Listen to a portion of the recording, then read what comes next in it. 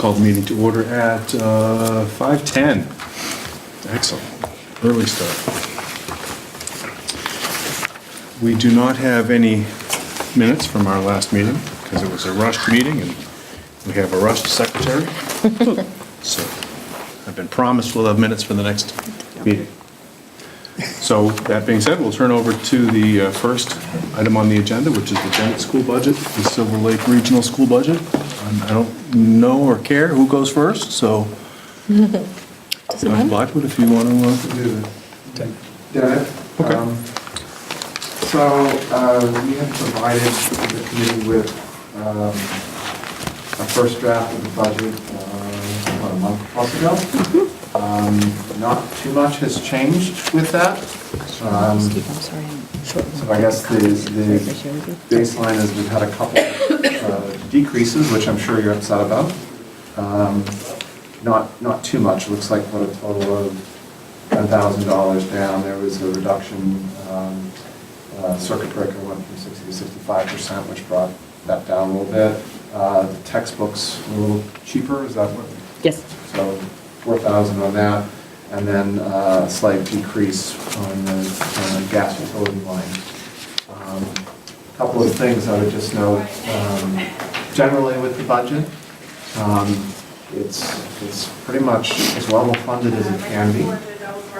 Some year that's not going to work, but we seem to have pulled it off again this year. We have a few places where we have a little bit of things down. You see a little bit of reduction in utilities, again, from a lot of the communities type things that we've been doing, replacing lights and so on and so forth.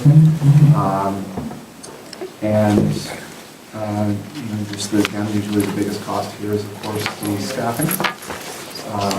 But we have a lot of new teachers, and so this is the downside to all those retirements we've got to take and save our budgets for a few years back. Now we've got new teachers in that are going and getting their increased education and going up through the levels.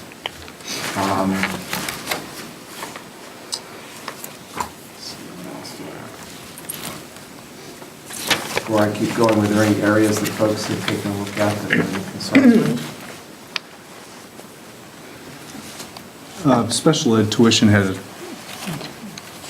double-digit increase, and I know that fluctuates from year to year. Is that just because of somebody moved into town, or? It's because of expected needs for next year, as well as just costs in that space. One thing that we have certainly seen that's been a really great benefit since we brought Maria Grable in is we're doing a lot more stuff in-house, and so that's obviously having a very positive impact in keeping this. But we've been really lucky for these 5 years now that we haven't seen much even of bad fluctuation. But yeah, that's an added expense. One other thing I would note, we ended up with a very small 6th grade class this year due to a number of students moving out in that, for whatever reason. All decided to leave. But with the 20 students moving out and going up to Silver Lake for next year, we have a projected class already for incoming kindergarten of 40. I feel bad for the kindergarten teachers, I just tell you that. And usually that will go up between now and September. That will probably be the largest class we've had. What grade is that real small class now? Fourth? Well, now it's 6th, but it was 4th. So 4th has 22 kids in it, 6 of which are tuition based. And they'll be going to fifth Tuition grade. going Yeah. to 5th grade. They can email me this, like, And Okay, we have I have another one. our I can pull it current up. grade Yeah, 1 that's was fine. also a large class that came in, and that's a 34 right now, which will be grade 2. And the current kindergarten is at 29. So we're going to go from just over 200 kids up to About over 220. 220, 221, as projected right now. And of course, there's ups and downs. Right. Movements. Moving in and moving out, but this was a big increase. The one other thing I did want to mention was vocational, out-of-district vocational. Currently, we have $47,280 that we projecting at this point in time is not needed to get through the end of the school year. How what was that amount again? 47,280. We currently have one student graduating, and we have an opening for 2 potential students in Plympton, 2 additional students. Students have until April 1st to sign up. So at this point, we'd like to keep the number we have, but it may be possible that we don't, again, it's one of those numbers that people have until April 1, so it's a little bit hard to judge. When we have more definitive information after April, we can let you know that. And we're down from where we used to budget. Right. So if you remember last year, we took out 2 slots. Yep. And that's probably okay this year. Right. We always have that risk that is in this vocational area that we're budgeting for this. If April 1st, 4 kids decide to go, we're going to have to come up with funds for the other 2. Right. But luckily this year, we still have a little bit of money coming back. But also because of how we budgeted that, there's a lot less money coming back than there was last year because We reduced it. We essentially took that in last year's budget. Right, if I remember correctly, we made a last-minute change Yeah. prior to we- going to town meeting. Right, we reduced it by 30,000, I think, looking at the budget. But with that, we have a couple of things that are not in the budget because I don't think they belong in the budget, but are needs. One is, if you remember last year, we funded the revolving account, set revolving account for special ed, and we funded that at 40,000? 40,000, Just to keep exactly. it round. With the budget as adjusted this year, we could go up to, I believe, 47, which means that it may be advisable to, probably the special, take part of that 47 coming back and squirrel it away in there for when we need it. Right. We have an adjustment mid-year or something like that. So none of that money was used this year? None. No. Nope. No. We wouldn't. 47 is our cap? Correct. 2%. So we'd be adding 7. Yes. Adding Okay. 7. Correct, 47 is the cap, yes. It's 2% of your budget. And there's some Thank you. change to that, but we're not going to get into that. That's- Sure. That's too much for the head Monday. And then we had a couple of other items. That were on the- One, we have to do some level of repair to the roof. And let's stop and take a step back on that. We had spoken to the selectmen, I think we had talked also with FinCom, that we were doing an assessment of the roof because drips come from the ceiling. So that was done. Details. We found that it is a patchwork of patches up there, and unfortunately, some of it isn't as old as it we'd like it to be, which means that we're not eligible for state funding for another 5 years. Adding to that, that really means 7 years. By the time you start the grant, you'll be eligible, and by the time you go through the grant process. So we're probably 7 years out from being able to do a full replacement for the roof, for all of the flat part of the roof. Of course, pending us having the money to do it even then. Right. So we do have to spend some money, where the estimate is about 10,000. We would want to put into that to try and get us through to the end, to that 7-year mark. 2 other items are out there. One is the current machine they use for polishing the floors and cleaning the floors. I'm familiar with those. Yeah. Yes. Well, this one apparently, it's kind of an affront to machines to call it a machine. Yeah. It is not working most of the time. And so that's sitting there at 500.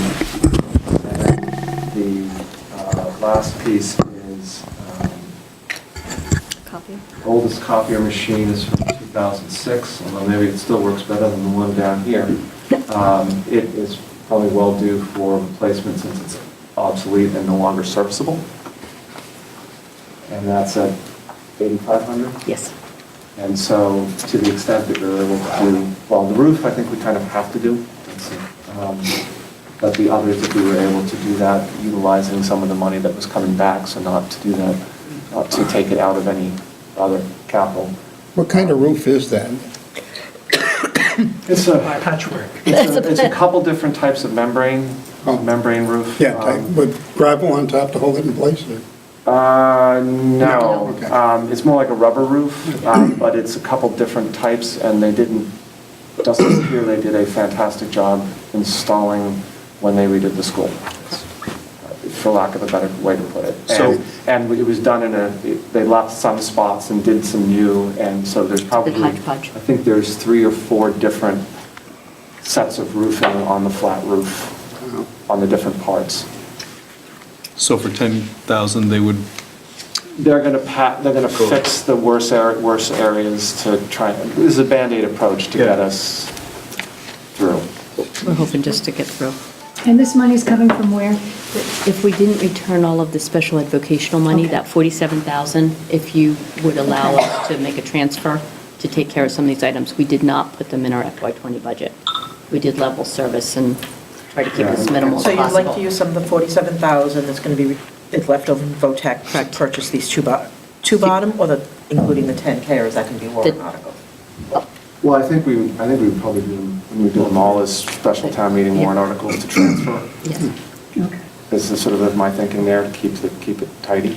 and do we have an estimate for the 10K, or is that just kind of your best guess, or did somebody look at We that? and we give had us- somebody come give out us an and say estimate? that they thought that that would probably get us through.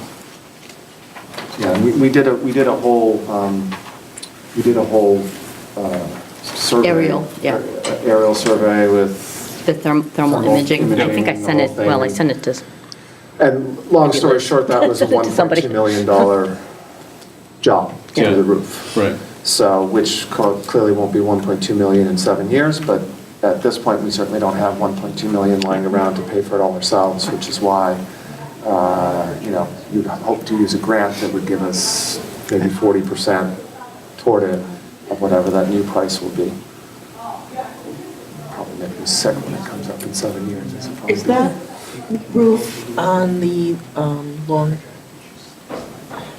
sorry, It's all of the roof excluding the gym. is it on the plan for Capital. expenses, sorry? We had noted it without a number, that it's a long-term thing that was coming because we hadn't done the study yet. So now we'll have to add that to the capital plan. I'm not sure what number we put to it, because 1.2 won't be the number. no.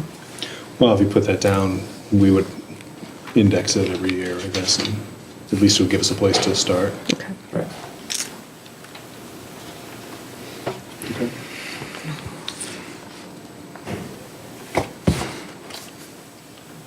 Any other items that we need to think about, consider? No, I don't think so. Again, it's a very, I believe it's a very responsible budget. We've had very minimal increases over the years. It's just maintaining the staff that we have, the programs we have. Pete does a great job and his staff of maintaining the building. If you go in there, he's, basically the increases in the budget are staff and, some utilities, but there is not any large, if you look at it, there's no large increases. The town was kind enough to pay for half of the math textbook. You may remember last year when we came in, you were nice enough to fund half of it. You were the only town smart enough to do that. The other towns are all like, now that they see the full amount. So, and we were able to take a reduction because when the program was decided, it was a slightly smaller figure. So that was what we took out. And the incoming increased class size will be able to be absorbed by current staffing? Correct. Yeah, we're actually thrilled.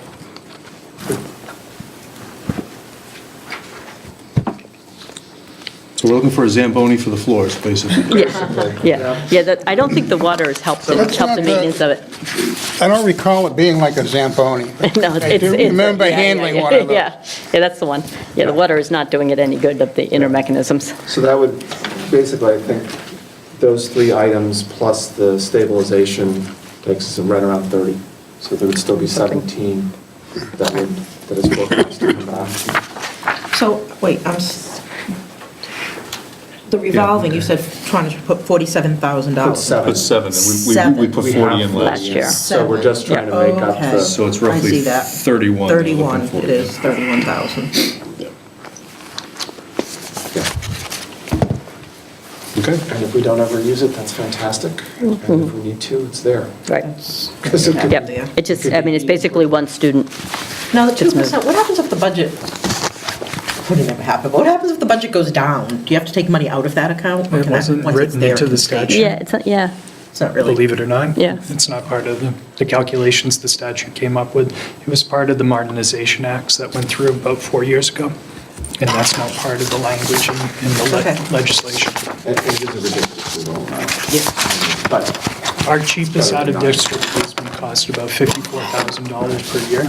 So the amount that we have in that stabilization fund wouldn't even cover one student who needs to be placed out of district. I think the big thing that it does, would really help with is something a mid-year issue Right. where That's good. all of a sudden we Yep. are short I 35 mean, grand. it even in the helps budget. if one student does come in a full and Right. you only have to pay 7,000 instead of, Exactly. 53,000. Okay, How's that look? looks like a book. I'm sorry, the Dennett budget. That was cute, though. Yeah, that's, Okay, I don't see anything okay, that really jumps out. I mean, we'll take a look at it, and if Okay. we have any questions, we know where to find you. excellent, thank In the you. meantime, just so that we're prepared, I'll put together the warrant articles and Sure, we yeah. can decide and make sure that we're comfortable putting them in. For the special. For the special, yeah. Okay, thank you. And if you could revise the capital request for the, just put a number on that roof request, so we can sort Okay, of, where do I really need to get that? she's over there. Okay, I will do that. I can send you one too.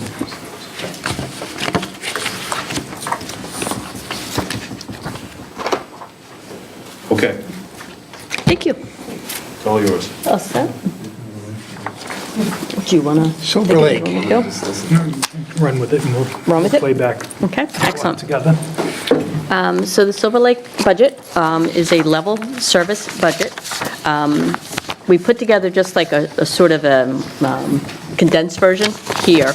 Nate has the pretty book we put together every year, which has everything in it you ever wanted to know about Silver Lake.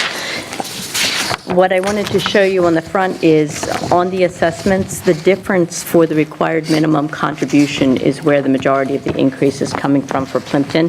Unfortunately for Plympton, the difference between FY19 and FY20 minimum contribution, as you can see on the front page, is $110,125. That's not a number that we have any control over at all. That's the amount the state says the town is capable of Was there affording. some change in the formula, or? The formula didn't change. They just assessed our property values and used the formula, the Chapter 70. It was originally an assessment of .94 of the value of the property in town. That's what the required net contribution for towns is based upon. Okay. There's been some tweaks in it in the past years. But that's how the Department of Revenue and DESI calculates our net contribution and what we're capable of paying in their estimation from the state level. And again, that's not a number that we can control. The state just tells us that, or tells you that, I guess, is probably the better way of saying it. So the sad news is it definitely has an impact on Plympton this year. If you take, the next page has your actual assessment at the bottom. If you take out the $110,000, your percentage increase, your amount increase is $143,000. Your assessment actually only increased $33,000. So it looks like a huge number, but I just wanted to make sure that you saw first, or you understood that the 110 is not anything that we can change. In the Silver Lake budget, again, it's a level service budget. There's no additional staff. We were able to take out the last budget over $100,000 because of the decrease in insurance. We have Mayflower Municipal. You probably are having the same experiences in town. We originally put in 5%. The numbers are now coming in that they're saying only 1.5%. That was a huge savings for us. We were absolutely thrilled. So we were able to reduce our budget by over $100,000 because of that. So our overall increase for Silver Lake is a 3.06% increase. Again, we did take out the full amount for the insurance, which is the 1.5, down to 1.5%. We took out any retirements that we were aware of. We took out all the extra paper clips that we could find, as John Creed used to love to say. I'm not sure there's much else left that we can go with.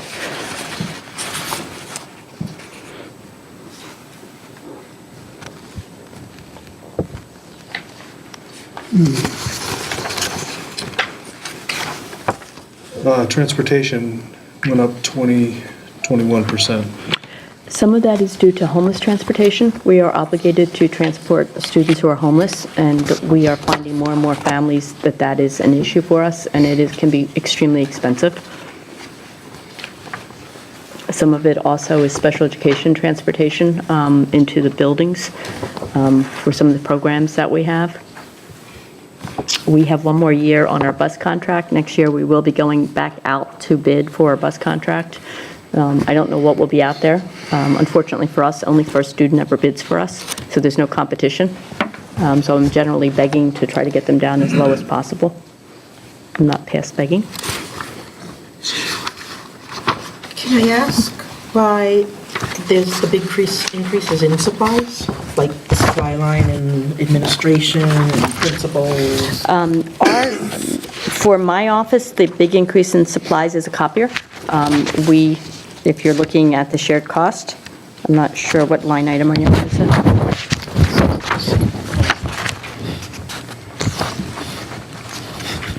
Office of the Superintendent? Yep, supplies? that 8,000 is a copier.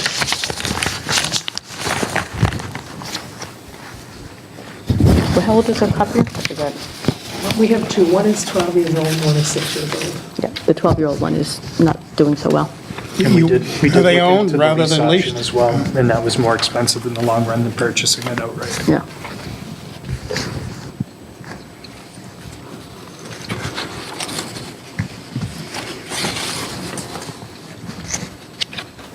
Is there anything you wanted to add, Christine? I was just, I think you hit all the highlights of the items that we looked at. What does the acquisition of equipment line represent? The detail, you want the detail on that? Well, it was 0 for a couple of years, then it was 13, and now it's 34. So what makes the determination? What do we acquire versus That's lease? 40. Or We whatever? lease very little, so it may, I have to have the detail, but it may be equipment for CTE, for new equipment for the shops that we have. It could be copiers, some of the other departments within the region. Let me see if I can find the detail. Is it Elliott's plasma table? I don't think that's actually, I don't know that that's, is that actually in this year's? I guess it was on the top. Oh, you know what?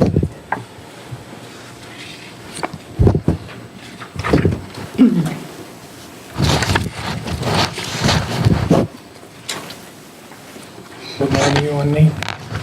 Page 9. Yeah. It's,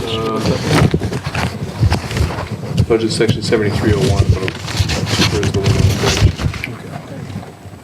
page. I know some of the, that the middle school equipment are some gym equipment, a stepper and a treadmill that is no longer safe at the middle school. I believe that's some of the middle school equipment. The high school, I'm not 100% clear on. Do you have it with you? I don't.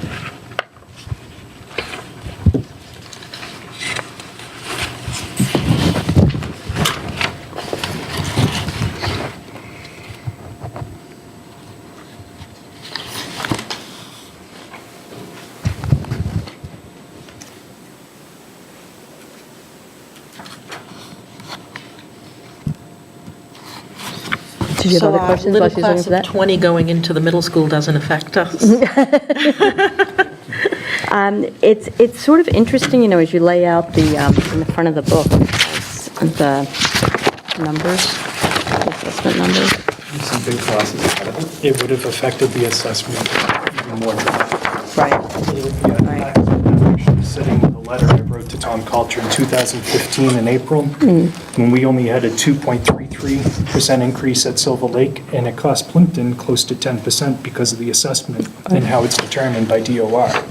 So this is a recurring event that keeps happening to us in a cycle. So if you sort of go, We're back at you know, that if you point go all the again. way down, you can sort of see what the total grades are across. they're not- So, they must be- you know, if you look are at who's graduating. coming up with and their then the own tax kindergartens coming figures in, for us, or you can sort of have a assessment sense figures of what rather it's than gonna what look like over we time. are citizens of You taxpayers? do have They a use small our one coming in, assessments, so and it's they take the possible that total next property year, values of the town. but again, what happens is it They depends on also how use a Halifax and Kingston look in terms of the percentage you are of it.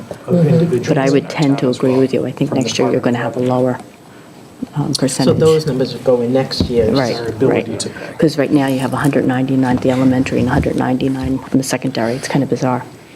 And then you can see that there's ups and downs as it goes through in the different Yeah, towns. there's It will bubbles. Adjust up and down based on these Right. demographic troughs and waves. Yep.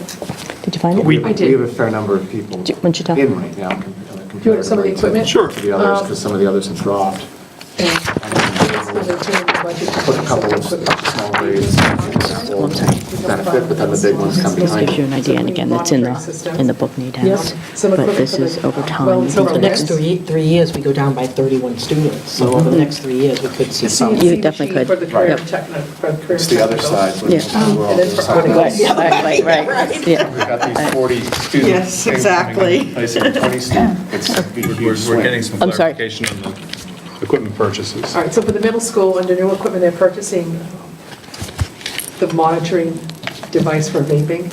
So Oh, they're that's part of it. purchasing that for the Okay. middle school. It's in there. And then at the high school, some of the equipment they're purchasing, there's some wellness equipment, there's a cardio machine for wellness, a CNC machine for the tech, for the tech, CTE, and then the art program is purchasing printer scanners, glasses, and then cameras and Wacom tablets. And then, let's see, replacement equipment. So replacement is if we already previously had it, we're just getting the new one. More fitness equipment. The middle schools, the equipment's been there for quite some time. Oh, that's a cardio. Okay. Trying to get it replaced, and it's been cut for the past several years. And then for CTE, we're actually purchasing a reach-in freezer, and then a new refrigerant system for the auto shop. And those are the types of items that we're looking at this year.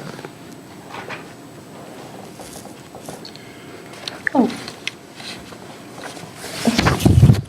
So, I'm confused here now when I'm looking at this more closely.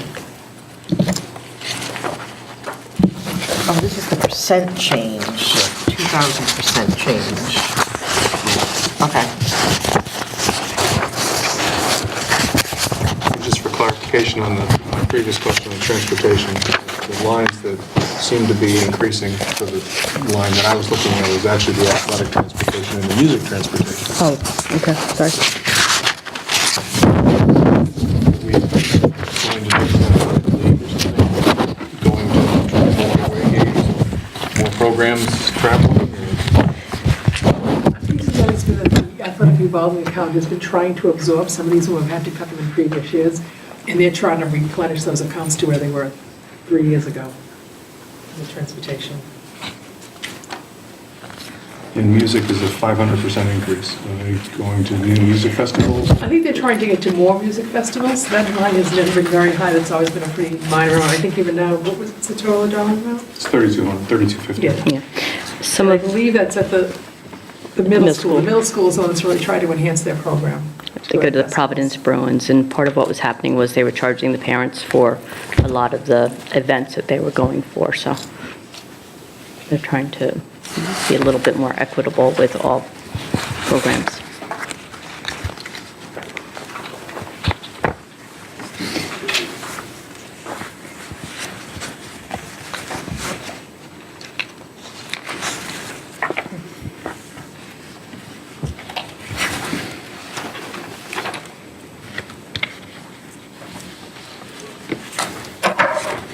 Just a question, you had mentioned earlier about, you had several retirements that are now cycling through, and they were replaced with newer teachers. Yep. presumably at a lower rate. Usually 25 to 30,000, depending on the retirement. We have 2 retirements this year of teachers, and those have been reduced from the budget. So, but that's why we would see maybe the professional development line be higher, is that correct? Because those newer teachers would be eligible for, It's partially that, it's also partially the elimination of some state grants that we'd received that would help us cover some professional development in district to keep those costs lower. But we also have teachers who have to attain their master's degree within their first 5 years of teaching. And we do reimburse teachers for master's levels courses working towards that to keep their certification, so we can keep the people that we've trained in district longer. so the salary line would be lower, generally speaking, but other lines would be slightly higher comparatively. Absolutely. And the state is really pulling the plug on a lot of the grants. They're sunshining, as the state likes to call them. It's Sunsetting. ripping the carpet Yeah. out from underneath us, right? Sunsetting. I like Shining would be a sunsetting good better.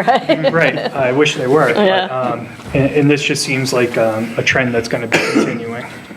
Okay. And then you'll see it in a few years down the road when you'll see slightly greater increases in that salary line because people are Taking classes. gaining their degrees Right. and they're jumping up the Right. steps. Yep. So it's sort of, you get that reprieve for the first couple of years and then Right. it moves back. Yep.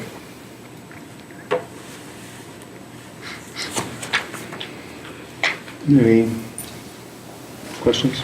I just have one question that's not really a change for this year's budget, but I just don't remember noticing it last year. What is under, in the school committee section, treasurer's salary? Oh, there you go. I'd love to speak to that. Because I know, I see it my in the past budget last role year. on Silver Lake School Committee is I was the treasurer. I had to be bonded. It was scary. I had no qualifications to be the treasurer for an organization. But he did a fine job. With a $25 million budget and a full-time other job. So we checked around the state. We used Mass Association of School Committees to find out what common practices at other regional schools. And we found out that you can hire, for very short money, a qualified treasurer to come in just for a few hours a week to work with our business manager and to work directly for the school committee. So that keeps all the hands out of different pots. So we have Okay. checks and balances of the finances. We just felt it was more prudent financially and safer for the liability reasons for the districts and the individuals to hire a treasurer. We did that last year. Okay. And can I add, it has been a recommendation from our audit. We go through an annual audit, and they understand that we do the best we can with the size of the staff that we have, but that was one area that they really started to focus on, that they'd like to see that happening outside of our office. So previously, was the treasurer just somebody, a school committee member that was Exactly. elected as president? Yep, I mean, as treasurer? yep. And I had to make all money transfers. Jason didn't I make approved all that meeting, transfers. so he was volunteered. Yeah, that's right, yeah. Yeah, he won. Right. He got the shirt straw. That's how I became chair, too. I did all the transfers, which, you know, Okay, again. no, I can relate to just that one. interesting. I don't remember Yeah. picking it up last year. We but, did, we put it, it's either 6 or 10,000 was sort of the maximum we had put in. Yeah, I think So it's very, yeah, so it's been helpful. I'm not sad to not make transfers. 19 is our first year with the treasurer. Yep. We have one in place right now. And the same person will Yep. continue. Yep. This person must be having several school systems. He does a bunch He of them. does, Yeah. exactly. Yep. Yeah, it's actually not a We bad got gig. some great Good references retirement for him, job. especially from Is this time where you want to hear about our ruse over at Silver Lake? Not really, but I guess. So we're in much the same situation at Dennett. Many years ago, if some of you were on the committee, we sent you a building envelope study that had been done on both of the buildings showing some water infiltration situations that we had. We've been working on all known water infiltration in the building with our capital plan over the past 4 years, spending somewhere between $100,000 and $200,000 per year on our roofs. We've currently reassessed some of the situations on the high school and middle school roofs. We actually had the same testing done that Dennett did, where they flew over and they could sense heat differentials from the roof, which shows where water might be underneath the membrane, because it would be cooler during a heated day, just because of I won't get into it, I'm a science teacher. We've also put in for some cut studies on both buildings to find out what's actually going on underneath the membrane. We're trying to make sure we can get to that 25 years with the roof currently at the high school and the middle school, so we can apply for the MSBA grant also. We've been quoted a number of what we think in today's dollars it might cost to replace, and again, we're only a percentage of it, but it would be close to an $8 million price tag for the two buildings to have the roofs repaired. We Did you did say that number was? $8 million for the two buildings. It's over 25,000 square feet between the It's two huge. buildings. I think we need to be roofers. Yeah. Well, is that I mean, the buildings were only, what, 13, 14? It's not normal. It's not normal. We found that there was absolutely deficiencies in the initial installation of the roof. There's places where the membrane is no longer adhered to the roof, which shouldn't have happened after this short period of time. We've had companies that came out who did repairs in ways that break the warranty of our roof. We also had, back during that very snowy winter, the fire marshal tell us we had to take snow off of our roofs, and we did. And we found that many of the nicks that we're currently finding on our roof are because the shoveling that was done to save the roofs. So it's one of the reasons we think many of the schools around Massachusetts right now are facing some of the same issues with roofs. We think this is one of the reasons why MSBA has said they went from 20 years to apply for the grant up to 25 years. There's some word that it might even be going up to 30 years. Because they're having so many people. Because so apply. many Yeah. people are applying because they're having so many issues with their roof. And a Because lot of them are because we build tracing all it the back. damn schools with a flat roof. Yeah. Right. Yeah, I know, it is ridiculous. I agree. So part of what Jason is telling you about is our capital plan. So again, this year, we have a capital plan which we plan to fund through our E&D. So it's not in our budget. We are not looking for any additional money. Try to be very fiscally responsible. I realize the towns are upset that we're trying to be fiscally responsible. I'm sorry, I'm being sarcastic. So we fund it through our E&D. So as part of, when you put it on the warrant, basically, it would be the same wording you did last year. So it's in the book that he has, and it's in section 8 as a single page. So we have not officially voted our capital plan yet, but we will be self-funding it through E&D. The roof that Jason mentioned, we have $400,000 in for that, and then some other items. So we increased the amount we're spending on the roofs this year by a substantial amount versus previous capital plans. This is based on the newest study of our roof, and we feel with this money being put into the roof in next year's work, we might be able to get 7 to 10 more years out of it. I didn't mean lower. And stretch it out so we can apply for the grant. So, can you tell me what the situation with the E&D is, like, how much money is in that account now, and where? Because that's 1.1. 700. We just certified at 1.1 million. How much? 1.1 million. So this is all planning on being expended this year, or next year? For next year, yep. So that's going to bring that way down. It will bring it way down. We have a couple things that are happening. One is we're looking at going out for another net metering agreement that we're hopeful will be bringing in some additional revenue. Okay. So that's something we're hopeful for. So the 783 number here is coming out of the 1.1 that you said you would just Yep. certify for? Yep. Okay. There's a $30,000 as a CNC plasma table, which I thought we just talked about was part of the budget. So I don't is think it that, was quite the same machine. It's The CNC and the plasma are separate. The plasma would be for a metal cutting table, Yep. and CNC is typically for wood, as I understand it. Thank you for knowing that. I remember that. Plasma and metal Yeah. from this old house. Yeah. There we go. There we go. Yep. okay. Any more good news for us? Well, the good news is, Christine's been doing a lot of work with a consultant about solar. We were thinking about putting solar canopies in our parking lots. We found out that would probably generate less than $30,000 a year in revenue. We had concerns over how that would impact just even the looks of the campus and the maintenance of the parking lots. During her investigation, we realized that net metering has been a windfall for us. It's brought in revenue of close to $200,000 per year for several years now, and we're not even near our capacity to enter into net metering agreements, according to this consultant. So there's a substantial chance that with some new contracts of net metering, we can continue to keep our E&D at a level where I would be comfortable, around at least 2 or 3% in reserves for emergencies, excess and deficiencies. So that's one of the reasons why I'm comfortable voting for the capital plan as stated today.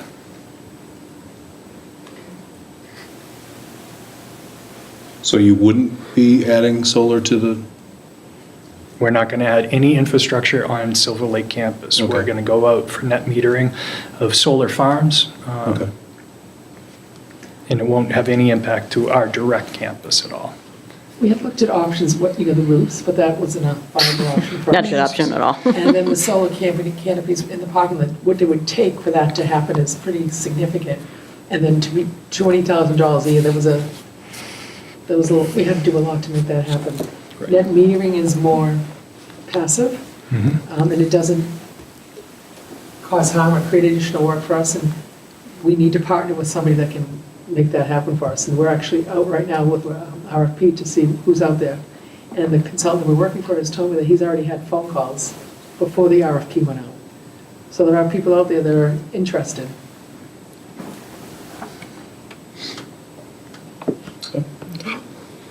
So we're doing everything we can to find ways to find a pot of gold.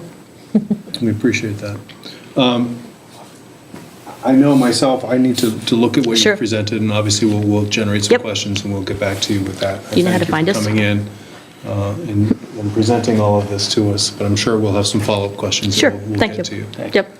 Feel free to reach And I out. don't want to hold you up, because I know, I don't want to keep Halifax waiting. Oh, come on, I don't mind. It's okay. No, I have to go. Thank you. Love meetings. Thank you. Thank you Thanks for for still meeting on Thank you. a interesting night. You have everything you need from us, Liz, too? I do for now, yes. Great. Well done, Joe. I don't know if I want to let these Plympton residents. Oh, I'm not, I'm sorry. I know. That's why I need. I wish I did. It's a little slice of heaven out here, I'll tell you what. What did you, something? Kristen's last name. Healy? H-E-A. Yep. Yes. You're very welcome. You guys know how to find me. Yes, indeed. I didn't know you were still on. I'm so glad you are. Oh, you're not. I was like so surprised. So you wrote in both of them. We'll bring the band back together again. Brilliant. I love that. I'm like, wait a minute. I thought both of you guys were gone. I was so sad. Hey, do you hear from Sue at all? I haven't talked to Sue in a long time. I haven't heard from her at all. Yeah. I haven't She doing even seen okay? on Facebook. I haven't even Oh, all right. Yeah, I didn't get a Christmas card this year. I used to always get Christmas cards. I was hoping she was okay. I haven't heard. You haven't heard from Sue since all, have you? I haven't heard from her in I haven't seen her since she was the last town meeting, right? Yeah, well, maybe I'll see her. Yeah, I love Sue. I just always had a good person. Yeah. I think everybody has everything. Did you? You have one, right? I think I Yes, I do. Everybody. Okay. I think I ended up with an odd number somehow. All right.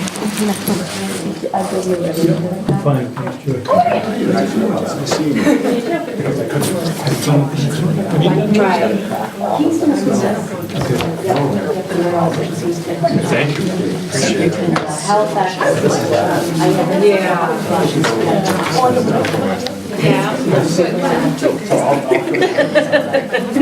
These reasonable people, which is absolutely ridiculous. I was sweet about this snowball.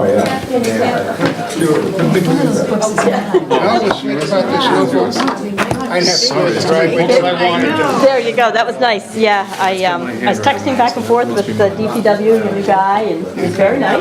He did well with it.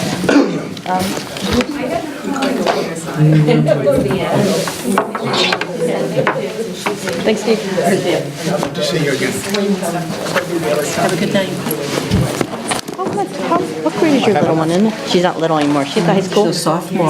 Oh, my gosh. She just competed in the Skills USA Did for she? baking, yeah. She didn't place, but that's okay. She said they That's don't take a lot of awesome. sophomores, so. Oh, Yeah. oh, good for her.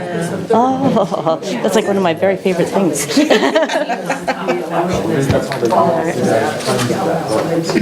Come back and do some stuff. All right, sounds good. Nice to see you. Yes. Good to see you again. Thanks for coming. Basically what happened, after we I'll be the met one looking for your cookies. I'll be the one looking back. the fire chief. I came in, Thank you. Bye-bye. Thank you. Take care. Thank you. Thank you. Take care. I came in on, Thanks, John. Thanks, Jason. whatever day it was, Wednesday or Thursday, and went over the chief's binder. Oh, okay, yeah. It has some spreadsheet in the middle, in the front, sort of. We went over it, okay, line by line, we tried to line it up with the format that we've used in the past. So just to kind of compare apples to apples. So that's what you have in front of you, and I So this believe- is the budget that's being This is requested? correct. This is an updated budget request that was prepared by Liz and Barbara and I. And then, I'm pretty sure she gave it to Chief Silva, so. And that doesn't include the other stuff. Keep it capital. Right, all the capital stuff, so we'll still handle those separately, but the other, again, trying to compare apples to apples. Chief? Hello, how is everybody? Danny?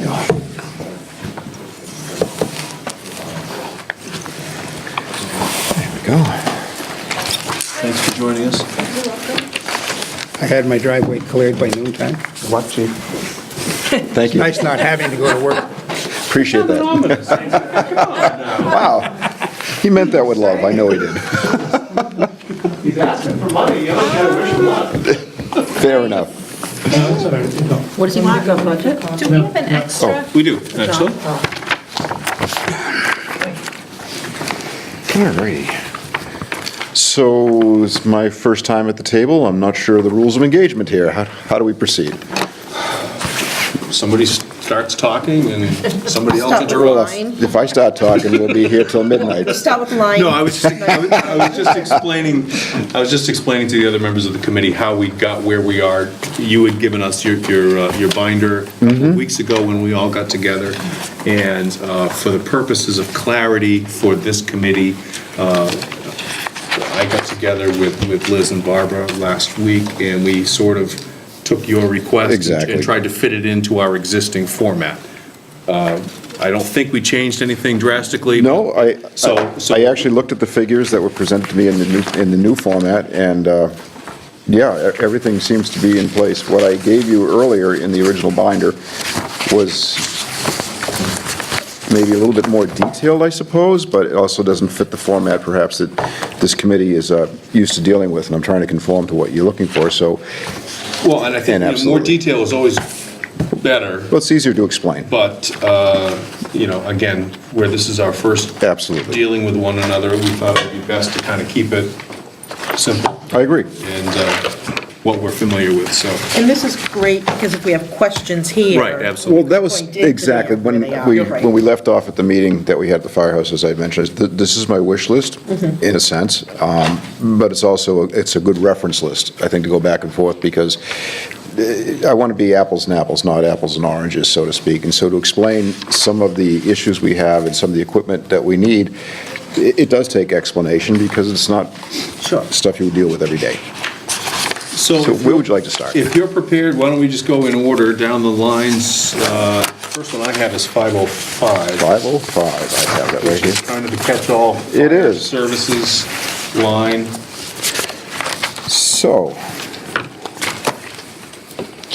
where would you like to start? General explanation of each line? or- Yeah. Okay, sounds good. So, Yeah. some of it's pretty straightforward, office supplies in general. That would cover everything from your office paper to, well, toilet paper, to be perfectly honest with you. It's just the daily operation of the department. As you can see in this FY20 request is about $1,000, which is tight. It is tight, but it is doable. We are We have made a good friend with a vendor that has been treating us well and letting us know when we can bulk purchase or we wind up getting certain things that are on sale, if you will. In the original budget, I had also included some furnishings such as file cabinets and things like that in the binder that you have there. I have also spoken to Chief Dillon since that time, and some of his file cabinets and such in the old police station may go surplus, and that would work out well for us. So we were able to reduce that without really impacting my operation at all. Moving on to gasoline, well, that's a catch as catch can. It depends on what the pumps are going to be, so that is just based on an average over the past year. We use Wrights Express, as does many other departments within the town, so it's fairly simple to see where we're at, where we're trending to. So far, gas has fluctuated maybe 10 cents a gallon either way over the past few months. If it maintains that same type of fluctuation, then I think we'll be pretty safe in that area. What about diesel, or is that lumped into that? That's all lumped together, yeah, lumped it's just a together. generic Okay. term. Building repairs, so that's an interesting one, and you'd like to have to keep going back and forth with my glasses, I apologize for that, but we have a $2,000 request. So we had spoken at the last get-together, and I think Liz articulated it well about some of the things we want to do to the station, the existing station, to make it habitable for the personnel that we have and be able to eliminate the trailer that's outside that people are currently living in. To that end, there are monies we will be looking at, I believe, at special town meeting from the sale Yes. of engine 3. We'll work through We'll that work with through that. Barbara and with Finance Committee as far as how we want to Exactly. So- move that around. Yeah, I think this $2,000 represents kind of ongoing. Exactly, that's going That's beyond small that. items, Yeah, yes, Exactly, just little stuff here or there, it wasn't for that, And I so. think we talked the other day, like, for example, a couple of years ago, we had to do some major work on the bay doors, and that would be separate from. Exactly. Yes. Exactly. Training and schooling. So, when I took over as chief, one of my first things I did was sit and read the MRI study, which I'm assuming many of you are familiar with, which was an independent group that came in and did an evaluation of the department. And one of the points of the MRI study that kept coming up chapter after chapter and recommendation after recommendation is bringing our members of the department up to speed in schooling, in training. And that has been, it appears over the years, something not necessarily neglected, but certainly not presented in an organized way. Currently in Massachusetts, to be a firefighter and to meet the standards, you have to have what's known as firefighter 1 and 2. Now, the good news is, through a grant with Halifax, we were able to put through many of our new people this year. But there's a cost associated with that, from payrolls to the actual cost of school, equipment, so forth and so on. So as we develop and really push our recruitment and retention program coming up, schooling is very important for our people. Now, albeit many of the courses that are available, or some of the courses I should say are available through the Mass Fire Academy, but that entails, at least for the moment, people traveling all the way to Stowe, Massachusetts for certain courses that are actually needed. We have been lucky thus far to be able to bring in some instructors that are committed to helping me out and doing some courses for free, but that's just only in the beginning. So what we're looking at schooling here, we need to have some people certified at different levels. Captain Schusted will be assuming the command of code enforcement, and he needs to, by rights, become a certified code enforcement officer. If he's going to enforce law, he has to have the authority to do so in the certification. So that would be something that we're actively pursuing, and a course like that is almost $1,500 right there. So it's an ongoing process for our people. Part of our retention program we are considering is also offering more training opportunity for people when they come on board, to allow them, to give them a reason to stay. And one of the reasons to do that, or I should say the easier ways to do that, is to help the EMTs and paramedics, which make up the majority of our force, be able to keep up with their mandated continuing education. Those courses, unfortunately, are not free, but they are mandated that every 2 years they have to have so many points, if you will, contact hours, I guess is a better way to put it. And that gets pricey after a while for people to do out of their pocket, especially for the people we have that are doing this as a part-time or on a call basis, and it's not their primary function in the employment world. So it's a perk, I suppose you could call it, but it's an incredible retention tool to be able to offer these people training and schooling that have a direct effect on their performance and, frankly, on their ability to serve the town. Do you cap it at all, like so much per contact hour, or do you just No, because reimburse them for any course they take? So if it's a course of substance, in other words, like for instance, I had mentioned that certification course for Captain Schusted, that would have to be pre-approved by me, actually. I can't have people come up and say, hey, I want to be a fire investigator, and put them through a $3,000 course, knowing full well I have no need for a fire investigator because I can call the state fire marshal's office. So it would be on a case-by-case basis. On normal stuff like recertifications of EMS and things like that, it's actually capped by the National Registry of how many hours are worth which particular category you go into. Let's see. Meetings and mileage.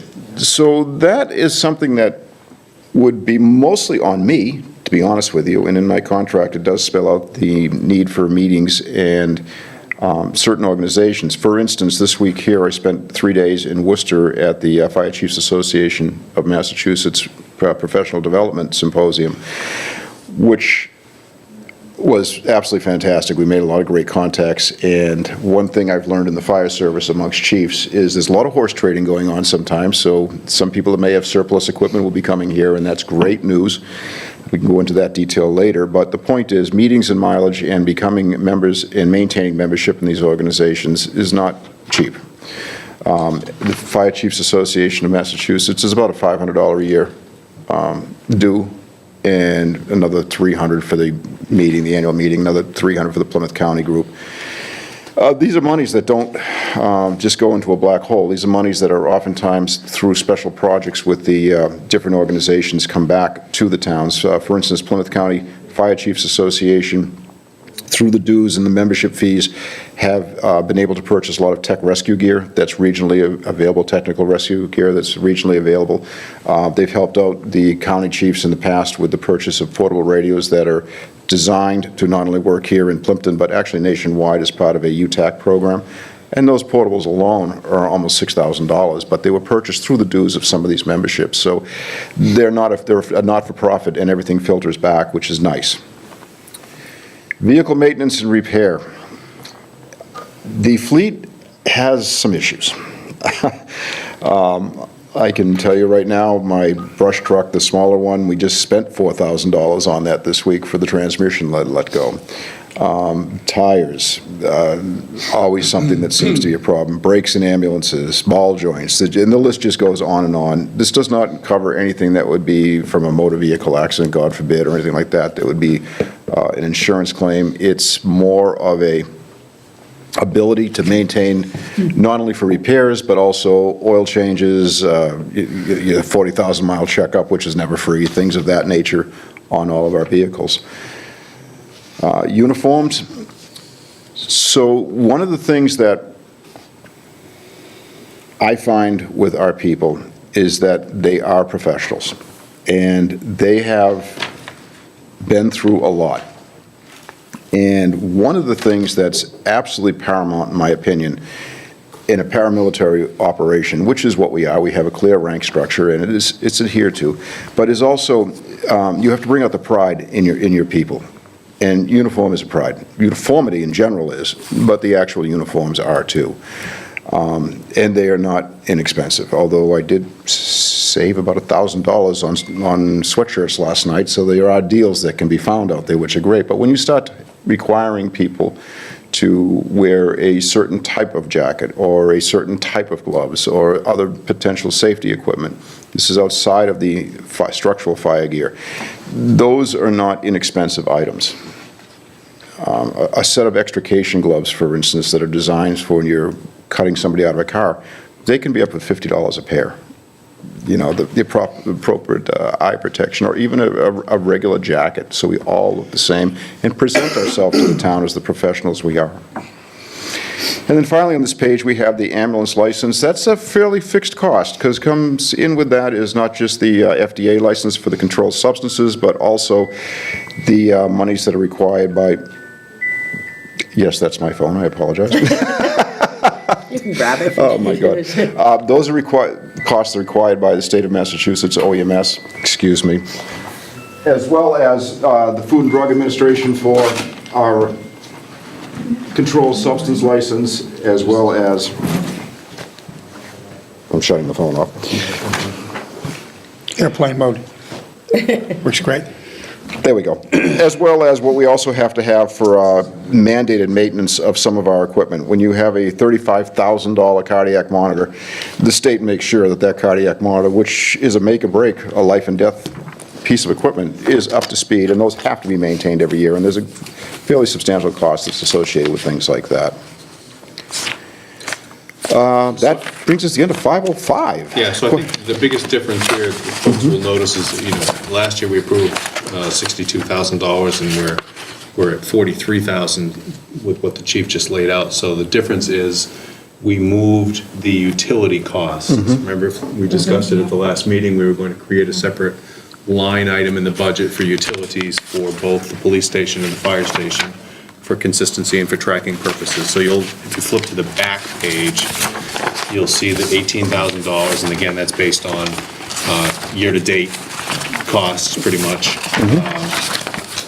So we have $18,000 budgeted for utilities for the building over there. So if you add that 18 to 43, that's 61, and we're basically level funded. We're back to where we were, exactly. So, And actually, I appreciate the breakout on this. I had a breakout as well on my spreadsheets, but without the ability to look back and look for trends and see where we're going, it's difficult to make a projection.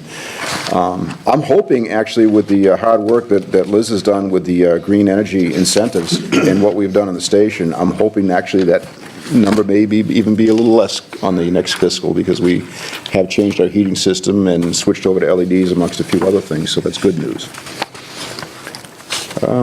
any questions on 505 by anyone? Nope. Great. Okay, the next ones I think are all pretty self-explanatory. All right, which one do we want to go to? 508? 508, Yeah, please. disposables. Well, you can't put a dirty bandage back on another patient. What can I say? The challenge, yeah, exactly. The challenge in medical equipment, everything has a shelf life and an expiration date, even a Band-Aid, believe it or not. So those are things we have to keep up with for our annual inspections. But probably the most costly item coming out of these, and it makes for a tight budget, is the cost of medications has gone up, and it will continue to go up. And we've all seen the horror stories of the cost of an EpiPen, let alone what's happened to Narcan. And whether you use them or not is a moot point, because when they hit their shelf life, they have to be replaced. We are talking with our pharmacy, which is the Beth Israel Deaconess Hospital. That's who we are licensed through. What I would like to see happen, whether it happens or not, remains an unknown, but I'm working with their EMS coordinator. But what I'd like to see happen, if I knew I had medications coming up, say in 45 days, coming up to expiration, that we could literally swap them out. We used to do that years ago. For liability purposes, things went away from that, but I'm actively pursuing that. Whether we have success, I don't know. If we don't, this is what we need to live with for replacing meds and bandages and things of that Swap it nature. with the hospital? Yeah. Take it to the... Exactly. Like, Because they would be, yeah, if we gave them enough I would think life it'd be left chain in of them. custody problems with that. For the Schedule 3s, 2s and, the 4s and 6s, it's not such a big problem. For the Schedule 2s, absolutely, that would have to be carved out, because now you're talking about your benzos and your narcotics, and that's a whole different world of tracking. Okay. All right. Any questions on 508? 510. 510, fire EMS equipment and repair. Wait a minute, Yes. sorry, that's... Oh, that's 515. I'm sorry, 510, there we go, salaries. So currently, if we look at the first item there, it says 3 FTEs, one has a clerical line added into the job. So we're restructuring a few things over there. I had mentioned Captain Schusted moving into code enforcement. Right now, we're budgeted for 2 FTEs. FTE? A full-time employee. Okay. Which we would like to make 3. And the reason is this. if we have two FTEs that are line firefighter paramedics, if you will, they're on the ambulance, they're on the engine, that just makes sense. It's consistency. The third would be an offline administrative position, so to speak, but yet still an active firefighter EMT, and that would be Captain Schusted, who has been charged with not only developing our code enforcement program, but will also be the official public information officer for the Plympton Fire Department. He's already doing... What do you mean by offline? What I say offline is generally he won't be on a shift, he'll be a day captain. So how our shifts work over there for full-time employees, or any employee for that matter that wants to work a shift, it's usually a 24-hour tour. You come in at 6 a.m., you go home at 6 a.m., or it's a half tour where it's 6 a.m. to 6 p.m. For what we euphemistically call in the fire service the offline person, they're a person that it's a desk job until the bell rings, so to speak. He would be out doing inspections. He would be out assisting with pre-planning, code enforcement. When we do our VIC licenses in town, our gas stations, we have at least one firearm store that I know of that we have to monitor the quantity of things they have. It's a specialty unto itself. Unfortunately, we don't have a record of that right now. And So that person is not on a 24-hour shift? No. So it's like a 9 to 5 type. Exactly. Okay. Exactly. Some people will call it administrative captain, perhaps. And also in the time, if I am out at a meeting, he could work in my place during that moment of whenever he's not there. So that's the biggest difference you see there, I think, in the payroll sheet. And then, of course, the part-time employees, the annual 2.25% COLA, and merit raises up to 2%, and we're developing a verifiable, intangible review process for all of our employees. I don't think it's fair just to hand out, boom. I think we need to set parameters. They have to make goals. This will tighten up as the years go on because we're brand new in this. But they'll be well aware of what is expected from how many calls you showed up to, training sessions, where you're at in your own personal and professional development, and all that will factor into explainable and discernible percent raises. So a 0.5%, you would have had to meet such criteria, 1% another criteria, things of that nature. We wouldn't just say, oh, I'm going to give you 1.3675% or something crazy that doesn't make sense. It would be balanced and verifiable. So these 3 full-time employees that you're going to have will be, in addition to Captain Schusted? No, that would include Captain Schusted. That would include Captain, yeah. So it'd be two on the truck, if you will, and one administrative. For 3. I'm thinking more from a coverage standpoint. So they would all be salaried employees, they would no longer be hourly employees. So how it works now, yes, so there was a misconception here at Plympton for some time, apparently. So if you work 24-hour shifts, and generally the shift schedule in the fire service and what we've adopted here is you work 24 on, 24 off, 24 on, 5 days off. Is a pretty standard fire department schedule. There are other models, but what happens with that type of rotating shift, 1 week you would have 48 hours, so 40 plus 8 overtime. Another week you might only have 24 hours because of just how it marches through the payroll period. So back in the 70s, there was a federal code that was passed. I think it's called the 7K rule for the fire service. And what the 7K rule basically said was that if you took a 48-hour rotating shift and you marched it out over a year's time, you actually figured out you're working 42 hours a week. So it's a salaried position, if you will, at 42 hours a week. Anything beyond the 42, of course, you would pay your time and a half. But that's how it works out. Well, for one reason, if you worked your two 24s that landed in 1 week, you're going to get 8 hours overtime, and if you picked up an extra shift, now that's more overtime on it, and yet the next week, if the 24 landed in the pay period, you're working 24 hours, and even if you were assigned another 24-hour shift, you're still at straight time. So that's what the 7K rule was all about. It was not to deny pay, it was not to create ways of having dual steps of pay. You're working X amount here, and if you get a call, you get that completely illegal. So the 7K rule, when it's applied, and that has been upheld by the U.S. Supreme Court, and it's generally how everyone else is paid in the area, is a salary position per se, but if you do work overtime within that pay period, you are eligible for overtime. So they get paid 42 hours? Straight time. Straight time every week? The full-time employee, correct. And some weeks they'd be working 48, and some weeks they'd be working 24. It just averages out over a period, I think they average it out over 6 or 8 weeks. But when they pick up an extra shift, they get paid straight time, they don't get paid time. No, they would get paid time and a half. That would be the law. That doesn't make sense. That's, I may not understand your reservation. My job. Okay. It is what's done, even when So- I worked back in Hanson, that's the type of system they work with. And most of the communities around use the 24 on, and I think it's 48 off or 3 days off. It's multiple days off, and then and Yeah. that's exactly how it works. In Massachusetts, your 2 basic shift models for full-time firefighters is either the 24s, it would either be 24 on, 48 off, 24 on, 72 off, or the one I'd already said. And the other older model that is still used in some areas is 2 10-hour days, 2 14-hour nights, and 4 off. It still comes out the same, no matter how you break it up. Just for the board's discussion purposes, last year's submission actually requested 4 full-time. Now, I understand that's not what we are currently staffed at, but that is what we approved last year, was 4 full-time positions. So that's neither here nor there. I have a question, if you don't mind. Sure. Captains, is it like the police in that the sergeants are not part of a union? We're not union at all. No, But in the fire service, you mean? Yes.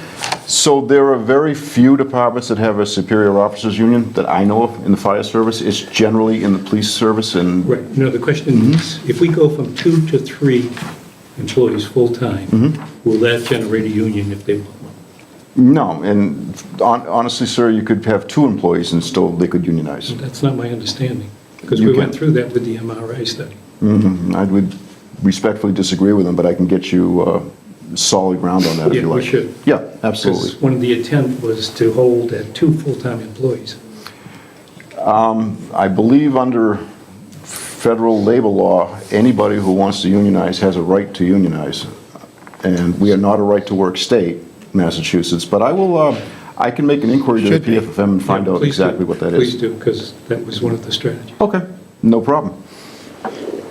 And just so I understand the staffing, the proposed staffing, so one of the full-timers would always be on duty, and we would supplement that with per Right. diems or part-time? Exactly. I mean, in And they the, would not be working a 24-hour shift, they would be working a 12 or whatever they were available, or? so they could work at 24, but under the Fair Labor Standards, we'd have to keep them well under 40 hours a week, preferably under 30 hours a week, so we don't get ourselves into trouble of saying, oh, they're working full-time hours, but they're not reaping such benefits. So they could come in for 124 a week if they wanted to, and they would meet their hour allotment, if you will, for that pay period, or they could work a couple of 12s, or whatever we had open, they supplement.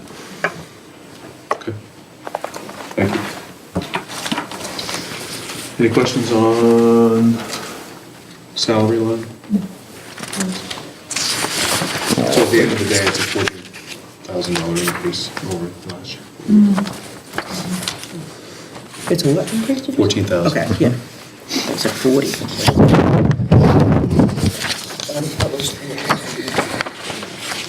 So shall we speak of line 515? Is that where- 515, equipment and repair, yes. Okay, so there's a mixed bag of things in here. It's, as you can see, it says fire/EMS equipment and repair. So as I said, kind of, I suppose flippantly earlier, I apologize for that, but we break things. That's what the fire department does. It's the craziest thing.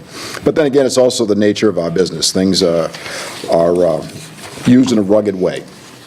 Now, there are things we've had to deal with so far this year, as simple as a valve, in this case was what's called a manifold, where a large hose will go in, it breaks off into smaller hoses, and the valve handle broke off. Well, right there's a $300 repair, right out of the gate. As I mentioned, through the maintenance contract with Physio Control, our large ticket item, that being the cardiac monitors, is covered, which is great. However, things like stretchers, which do take a beating, do need to be maintained and repaired at times. Then there's also equipment we would be looking to purchase that would be perhaps even outside of a warrant article, something smaller. If we needed a new nozzle, for instance, which occasionally you do, those are $200, $300, $400, depending on what you're buying and how we're trying to keep things matched up. Hose, another one. We're short probably a half a dozen lengths of 1 3/4, which would be less than the $1,000 threshold, if you will, to put it as a separate article, but that could come out of something like this. So it's an ongoing pool of funding to maintain the equipment we have and to add small stuff as needed. Okay. Any questions on equipment? Alrighty.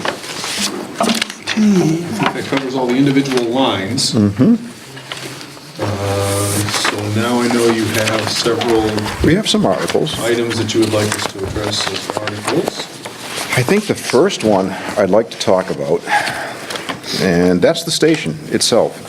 I want to thank you guys again for coming over. Then I want to thank Barbara for the cookies. We appreciated that. I hope you guys did too. They say a picture's worth 1,000 words. I think a tour is worth 1,000,000 sometimes. We have some issues. This isn't just my opinion, but it was also pointed out in the MRI study that the station itself is not adequate for a modern fire department, and we have outgrown it. One way or another, we've outgrown it.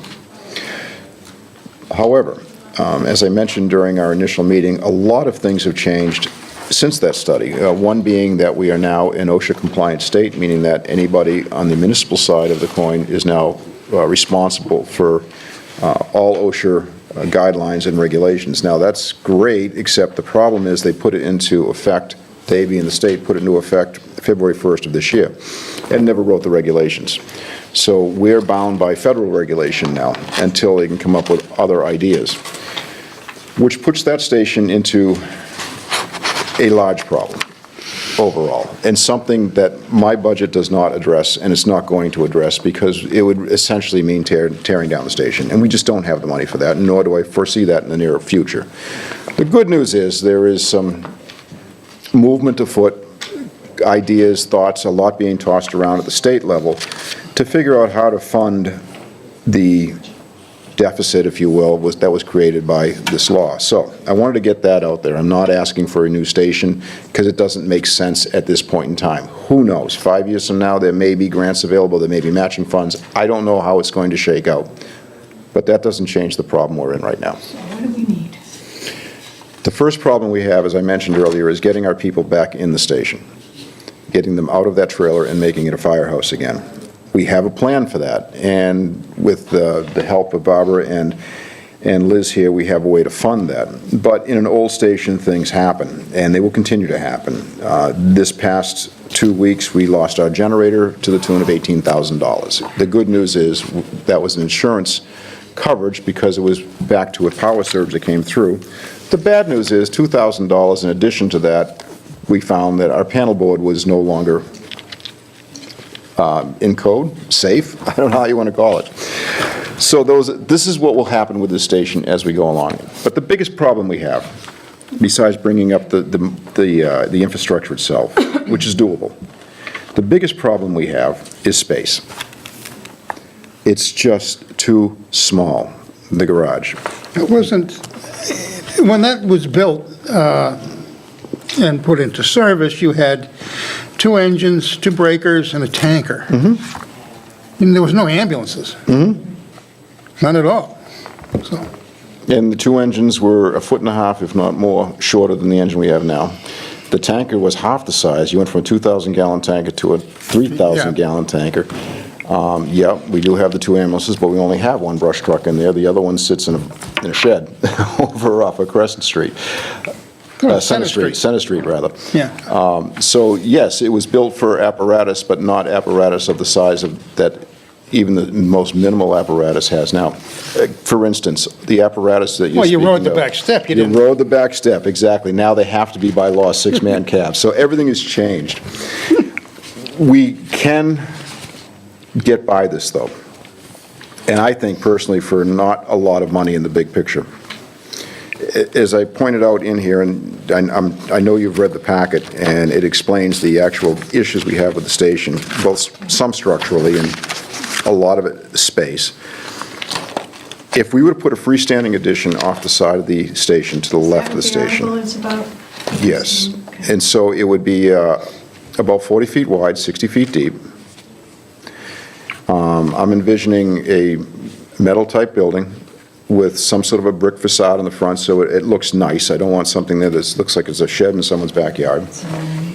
We keep it simple. It'll have heat and electricity, and that's it for now.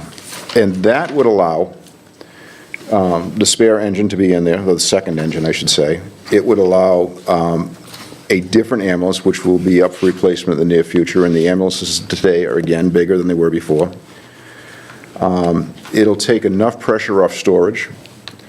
It will, by putting 14 by 14 bay doors in there, we will have lessened our occasional issue of clipping a door on the way out, which costs us money every single time that happens. It has happened 2 or 3 times over the past 5 years. It'll allow for people to walk around the station without tripping over things, banging their head in the back of a tanker like I just did this morning, because there is no room between them. And it will allow us, at that point, I think, to take enough pressure off that station to give us 5, 6, 7, whatever, how many years down the road. I mean, this station right now is approaching 50 years old, which is, it's a 50-year-old building. It was built to be a 50-year-old building, and no more than that. So eventually, it will need to be dealt with, but it doesn't put it in an almost emergency situation by taking the pressure of the storage off, doing the repairs that we have to do. Now, the reason it has to be freestanding is this. Ideally, it would be wonderful to put, either go up or go out, whatever, but the point is, if we do that, then we bounce into 2019 code. Right now, that station only has to meet the code of 1974. We will do a couple of add-ons. We will put a better fire alarm system in. It's embarrassing when your fire station burns down because you didn't have a fire alarm system. We will not have that happen. But if we were to attach or build directly off the station, now we're talking sprinkler systems, we're talking decon systems. We've addressed as much as we can and as much as we need to right now to make the station re-inhabitable. But if we bring that other building as close as we can, 8 or 10 feet off, put that in, if we GC it ourselves, play general contractor, we will save a lot of money. So we put out the shell of the building to bid, which I believe there's a quote in there for one company for around $135,000, give or take. We sub out the pad, we sub out the wiring, we sub out everything. I thank you for the radiant heaters. Those are wonderful, and they will save us money on the green grant, but I saved the old heaters just because they work. So we have ways of cutting costs, and I think I put in around $280,000, give or take. That would put up the building 100%. It would also allow us to clean up the front of the existing building where the parking lot is collapsing, and a little bit of landscaping, and let's face it, it's the centerpiece of town. When you go by, the first thing you see is the town hall, the second thing you see is the fire station on the hill.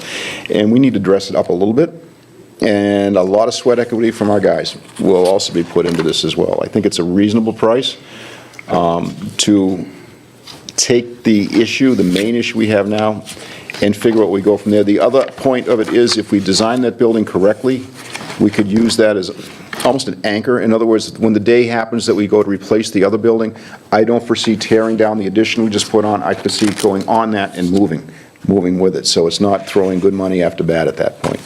Is the sweat equity part of it? Yes. Something that the current employees are okay with? Absolutely. They are, I'll tell you, it's kind of funny. Right now, they are so chomping at the bit to fix that station up, once the funding becomes available, putting in a new kitchen, buffing out the old floors, painting. They're excited. They're absolutely excited to get things done. I think I'm going to have an HGTV series over there when I'm done. Everything's going to be shiplap. I don't know what they're going to do, but they are excited about it, very excited. And that will be volunteer sweat equity. I'll be out there with my paintbrush too, whatever it takes. So you mentioned this with it, being designed properly, and you made a reference to that a couple of times. Mm-hmm. Do we have any sort of formal architectural drawings or anything like that? I haven't gone forward other than a rough sketch that's in the packet there until I have a thought on which direction the town would like to go in. If we want to go further, We can talk to, for instance, that company right there that was kind enough to give us a quote and explain what we're looking for, and they would provide us with some sketches or some ideas on how the go forward would work. I don't think it would make sense at this point to actually get an architect involved specifically, because we start going for architectural drawings and engineering studies, we're in a lot of money, and you're really committing to another station at that point. Well, yeah, I understand that. Yeah. My only comment was that, for years, we've heard we need a new building, we need a building, we need. And we do. We need $5 million, whatever. So now you're giving us An option. an option at a fraction of the price, and it almost seems too good to be true, to be honest. I got to be honest with you, the $5 million mark is too good to be true. I'm sure. You're probably looking closer to 8 in reality, especially with the code changes. So you're proving my point. So my point is, this is kicking the can down the road until, and this has to happen, until we find some sort of a funding model that the state would have money available for us to build the station. Now, I know that's a pie-in-the-sky thought. However, I've met with 2 state senators. I'm meeting with a third next week, and they've given me strong direction on who else I need to get on board with this with other fire chiefs. I brought it up to the Plymouth County Fire Chiefs Association, as well as the president of FCAM, which is the State Association of Fire Chiefs, on what are we going to do. I'm not the only chief in this problem. Commissioner Finn of Boston thinks he has to tear down 85% of his fire stations. Tear them down. Those are old buildings. Exactly. Yeah. You can see they'll never come up to code. We think, I got a problem with a 50-year-old building, some of those are 100. So my point is, I would feel more comfortable as the chairman of this committee, and speaking on behalf of the committee, and they can certainly weigh in. $280,000 is still It's a sizable amount of money. It's a big piece of Sure it change is. to recommend to this town, and I would feel more comfortable if we had something more formal Okay. and scientific to base our wish list on, as opposed to. Professional opinion as opposed to my opinion. I absolutely understand that. No, and that wasn't a Not slight, on you not at all. I'm not a builder. I understand exactly what you're asking me to do, and I will, And I believe I'll we take have care some of money that. available, right? Did we, no? You're looking at me funny. Okay, never mind. And honestly, I don't know if we need unless you want this, I don't know if we need a formal architectural drawing. I think perhaps what we need is a conceptual drawing, if you will, from perhaps one of these companies that's saying, yes, if you did this, this is what you could add on in the future. I would like some sort of professional reassurance that the building would accomplish what we need it to accomplish, would give us 10 years, Okay? and would be able to either be, kept in place as you proposed, or added on to, or whatever, so that it would serve its purpose for this town going forward. I can do that. Thank you. Absolutely. Shall we keep moving? I think so. Okay. And, And again, I'm not. No, I'm not taking it that way. I'm not trying No. to throw cold water on the idea. I think it's, like I said, too good to be true. I understand. If anything, I try to think outside the box. Okay. And so I'm not taking it as an offense, and frankly, you're doing your job, and that's great. So I will get you that information. Thank you. Absolutely. Moving on to the next section here is replacement of the chief's vehicle. This is always an awkward moment, because here I am asking for a perk after all you've given me, right? Well, no, in a way. So my role as the chief of Plympton Fire Department is not exactly unique statewide, but it's somewhat unique in this area. And what I mean by that is, many of the chiefs in this area, although they're respected firefighters and great tacticians, if you had to split their job into percentages, they're 75% administrators and 25% operational people, because they have a staff of maybe 50 or 100 firefighters below them, and they do their job and things make sense. My role is a little different. I am not only the administrator of the fire department, the CEO, if you will, of the fire department, I am also the chief fire officer at the same time, meaning that I respond to scenes, I carry some equipment, I would like to carry a little bit more. I am a firefighter and an incident commander, and you being me, carry many, many different roles. I'm a technical rescue specialist, as well as a paramedic, as well as I mentioned, the tactician on the fire side, and also with Department of Fire Services. So, the vehicle I have has 111,000 miles on it. It's a 2011 Expedition. It's not a bad vehicle in the sense that it's giving us trouble or anything like that, but where it does have an issue is it's not designed as an operational vehicle. It doesn't have some of the capability of the command center that I am accustomed to and some of the rudimentary equipment that I need. I am modeling this after, in my previous job as shift commander, we had a pickup truck with a cap on the back, as simple as that, with some cabinetry. That allowed us to carry some tools, some entry tools, as well as command boards and things like that that you need during an incident. It also would be four-wheel drive, with the ability to get off-road. We have had several off-road incidents, even in the past couple of weeks, specifically around cranberry bogs, where in one case, the ambulance did get stuck, but we managed to pull it out. It's just how we are. We are a rural community. A SUV in the configuration that I have now is not practical and does not work well. So, what I propose is a four-door, one-ton pickup truck with a cap on the back and some cabinetry inside. The cabinetry would hold not only radio comms, computer comms, the various books I have to carry, command boards and such, as well as being able to accommodate a couple of fire extinguishers, some Scott packs. I carry technical rescue gear, I carry structural gear, I have water rescue gear, a lot of stuff goes in there, and I currently own a similar vehicle to this, and it works. Since I put this out there, I have found I've been kind of hoarding a few things. You'll notice, I don't know which copy I sent you. There is one here that has a utility body. We're not going to go with the utility body. It's expensive and not practical.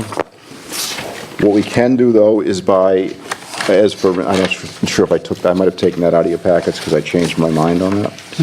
So we can get through the state bid, there are municipal bids that are already set up for vehicles in place. They've already been blessed, they've already been vetted, they've already been gone through the whole 30B process. Through that bid list, if you will, you can pick up the vehicle I'm looking for around $45,000, give or take. Not the 68,000? No, it comes, well, that's just the truck. Then you have to figure the cabinetry is another 5 or 6, the lighting packages are another 5. You're looking at a cap, which is another $2,000 or $3,000 on top of it, and of course the radio systems. This is what's... So, yes, it looked more like the one you have in there. I'm sorry, not this one, That's okay. the black one there. Yeah. So that would be a similar idea, if you may. And then this cabinet would sit in the back under the cap, and on top of this would be a slide tray where you slide out and you have access to your Scott pack and your various rescue tools. We can do this and probably save a little bit of money by taking the vehicle, purchase the vehicle through the state bid, and there are other companies that you can have it refitted. There's a few of them out there, CMG Group, Colonial, like I said, in Plymouth. There's also Specialty Vehicles in Attleboro. There's a bunch of them out there that we can shop, and we will shop to get the best bang for our buck. $68,000 worst case scenario. I really envision it coming in probably closer to probably around 65-ish is probably more what we're looking at. Can we do a lease on this? We can, and that I will defer to Barbara because she is the genius on leases and I am not. But yes, you could. Lease purchase. A lease purchase. We purchased for Yep. like 4 years. Yeah. We had a truck a number of years ago, with the former chief, that we did for 3 or 4 years the same way. The payments were lower, but it was a smaller vehicle. And it was only like it was $7,971 and some odd cents, to be honest, but. And also understand, this is a rough service vehicle, meaning that 5 years from now, it should be in pretty doggone good shape still. That's why I wouldn't fall off. Exactly. It would be still. It should- would be paid for, and then whatever would be taken care of. Exactly. And then that could come out of capital, or that's what we did with the other one, or something The like lease free payments cash. come out of capital. Well, they can, Right, but right. this is a big enough vehicle to more than come out of capital, or we could take it out free cash, depending on what the financial situation was at the time. So is that probably the way this warrant article would be written, as a lease? Okay. Well, we'll write it so it covers all bases, so that we won't have any problems if that's what's decided to do. Okay, right, but I mean, if we vote it as a lease, it would be a lot less money this year. Yeah. We wouldn't have to It's vote $65,000 $68,000. divided by 4. Okay. Plus the interest, whatever the lease Right. company puts on Okay. it, so we're looking at probably less than 20,000, maybe 18,000 a year instead of 68. So, Black, you can't be running around a black car. Could be white, maybe. No, it can be black. So the Chevy Tahoe that other area chiefs have So the Chevy, adopted, I assume that's an approved configuration by some sort of a state agency? no. The only configuration on that that's approved is they have a police package in it, and that just has everything to do with the motor and suspension. But as far as the configuration internally, no. All that is add-on. But it's a similar state. Oh, yes, Purchasing yes, oh, yeah, program. the state purchasing program covers everything from bulldozers to pickup trucks to the Tahoes, exactly. And for comparison purposes, how much is the Tahoe? Completely equipped would be about 50. So we're looking at approximately Looking at about 18, you're looking at a 50, we'll call it 15. 30% premium. Yeah. And what can you do, what can you carry in your truck that you can't carry in a Tahoe? I can carry in this truck here a set of what's called a combi tool, which is an electric set of jaws, which we're trying to get on a grant that will allow easy access and opening of vehicles as we're waiting for an engine company to come in. Do we already have one of those on the engine? We have gas-powered ones that hook up with hoses that don't work if you're going off-road somewhere.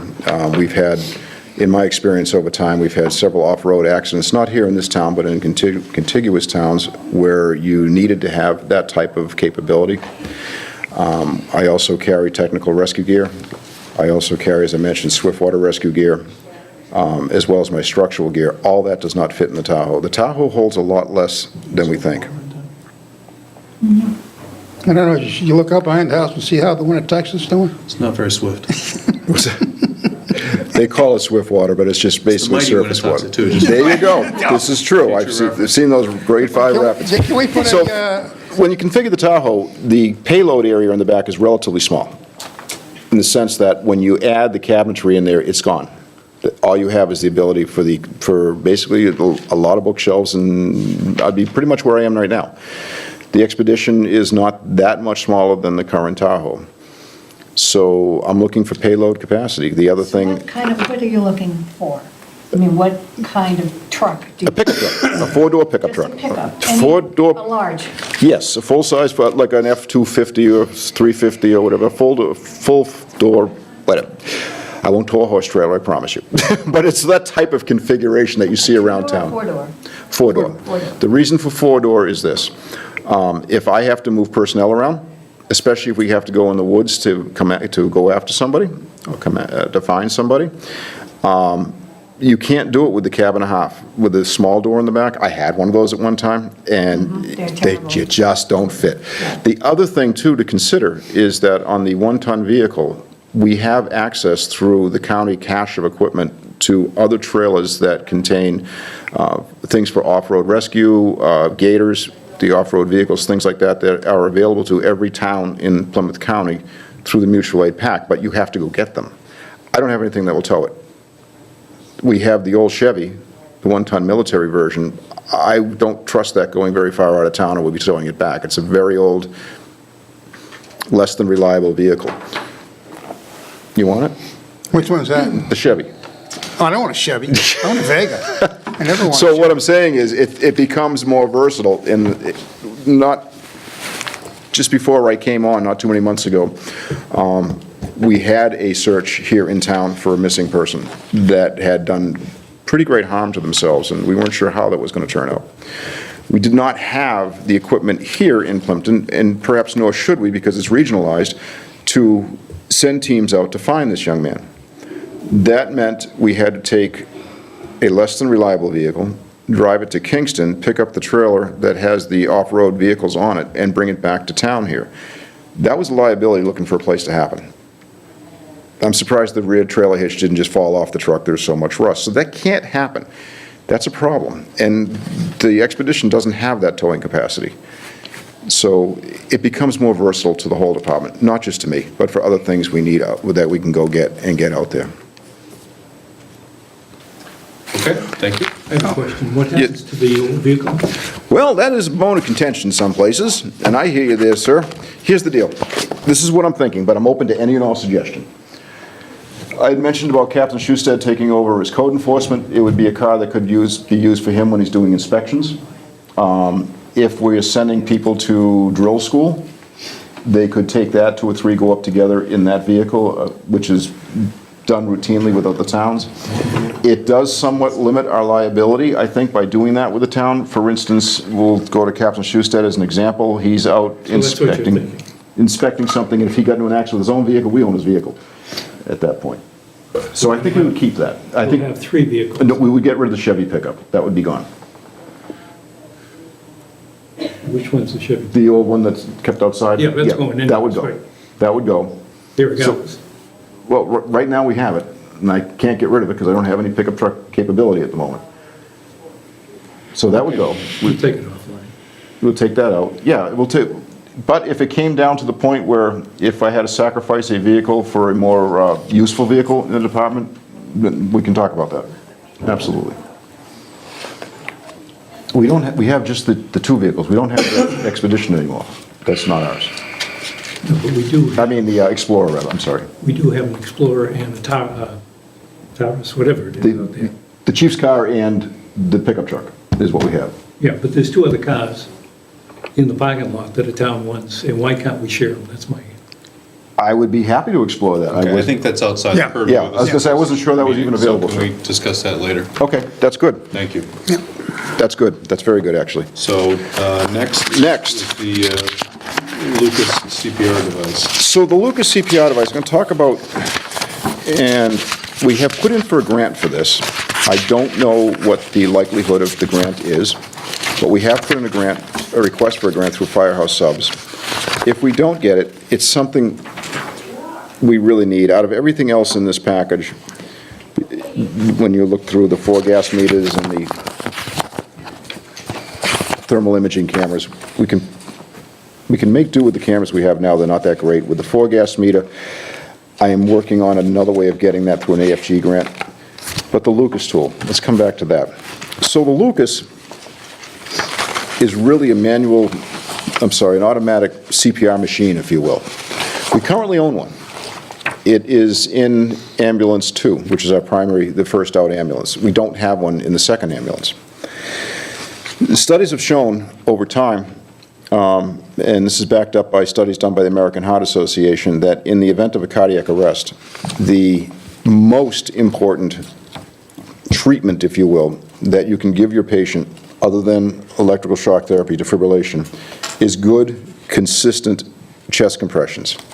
They've even gone as far now as saying that chest compressions trump airway. And in the day, it was the other way around, but studies have shown the opposite. It's the chest compression. You cannot, I don't care what kind of shape you're in 40 years of doing this, you cannot do textbook life-saving chest compressions at the depth and the rate that actually work on a human by another human. It's just not physically possible. It doesn't work that way. You can't do it. If we see it on TV, it looks great, but the truth of the matter is the only thing that is consistently shown to have strong results on blood flow, and they've done actual pressure studies to see what the blood flow is, are tools like this one here. Now, we have one, and it works great. They're very, very simple. They literally slide on the, you might remember from the old days, they were called bumpers. They used to have one out there, and it literally just sits on the patient's chest. During my tenure, we did not have anything like that. No, we did not. And it provides the chest compression. It works on 99% of the people out here. Now, where it becomes, I suppose, an unfair moment is that if A2 is perhaps taking someone over to the BI because they sprained their ankle and the next call comes in and God forbid it's a cardiac arrest, I can't offer the person that tool. We don't have it. We only got one. And if we're going to have 2 ambulances, we should stock them similarly, in my opinion. We have put in for a grant. I don't know if we'll get it, but I would like to. Here, do you know? I'm sorry? When do you think you will appear? I don't know. The grant is being submitted this week, and it's through a company called Firehouse Subs. I've never dealt with them before in a grant. I couldn't tell you. I would like to get this on a warrant.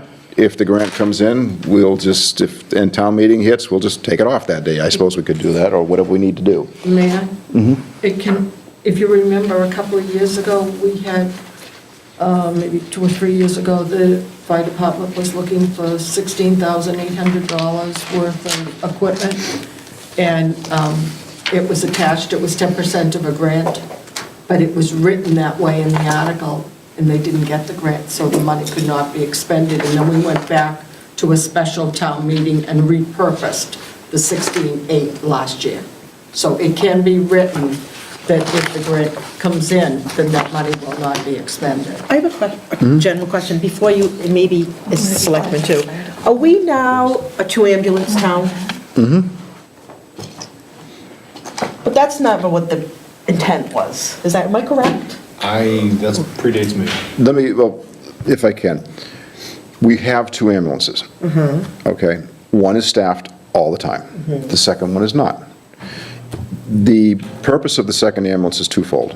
One, if the first ambulance, of course, is out for service or broken, we have an every ambulance we can put in service. 2, if a second ambulance call comes in, we have the ability to respond to it. But if we're a 1-ambulance town, you'd have to use mutual aid or whatever. Right. And then we, John. yes. So this question came up when we had Lance Benjamino here as our consultant, if you will. And he was pretty adamant that we should stay a 2-ambulance town. Okay. And I would defer to him if we want to. Just so you know, like the backstory, I was here at the time. I know. And we were getting a new ambulance because this old ambulance was on its way out.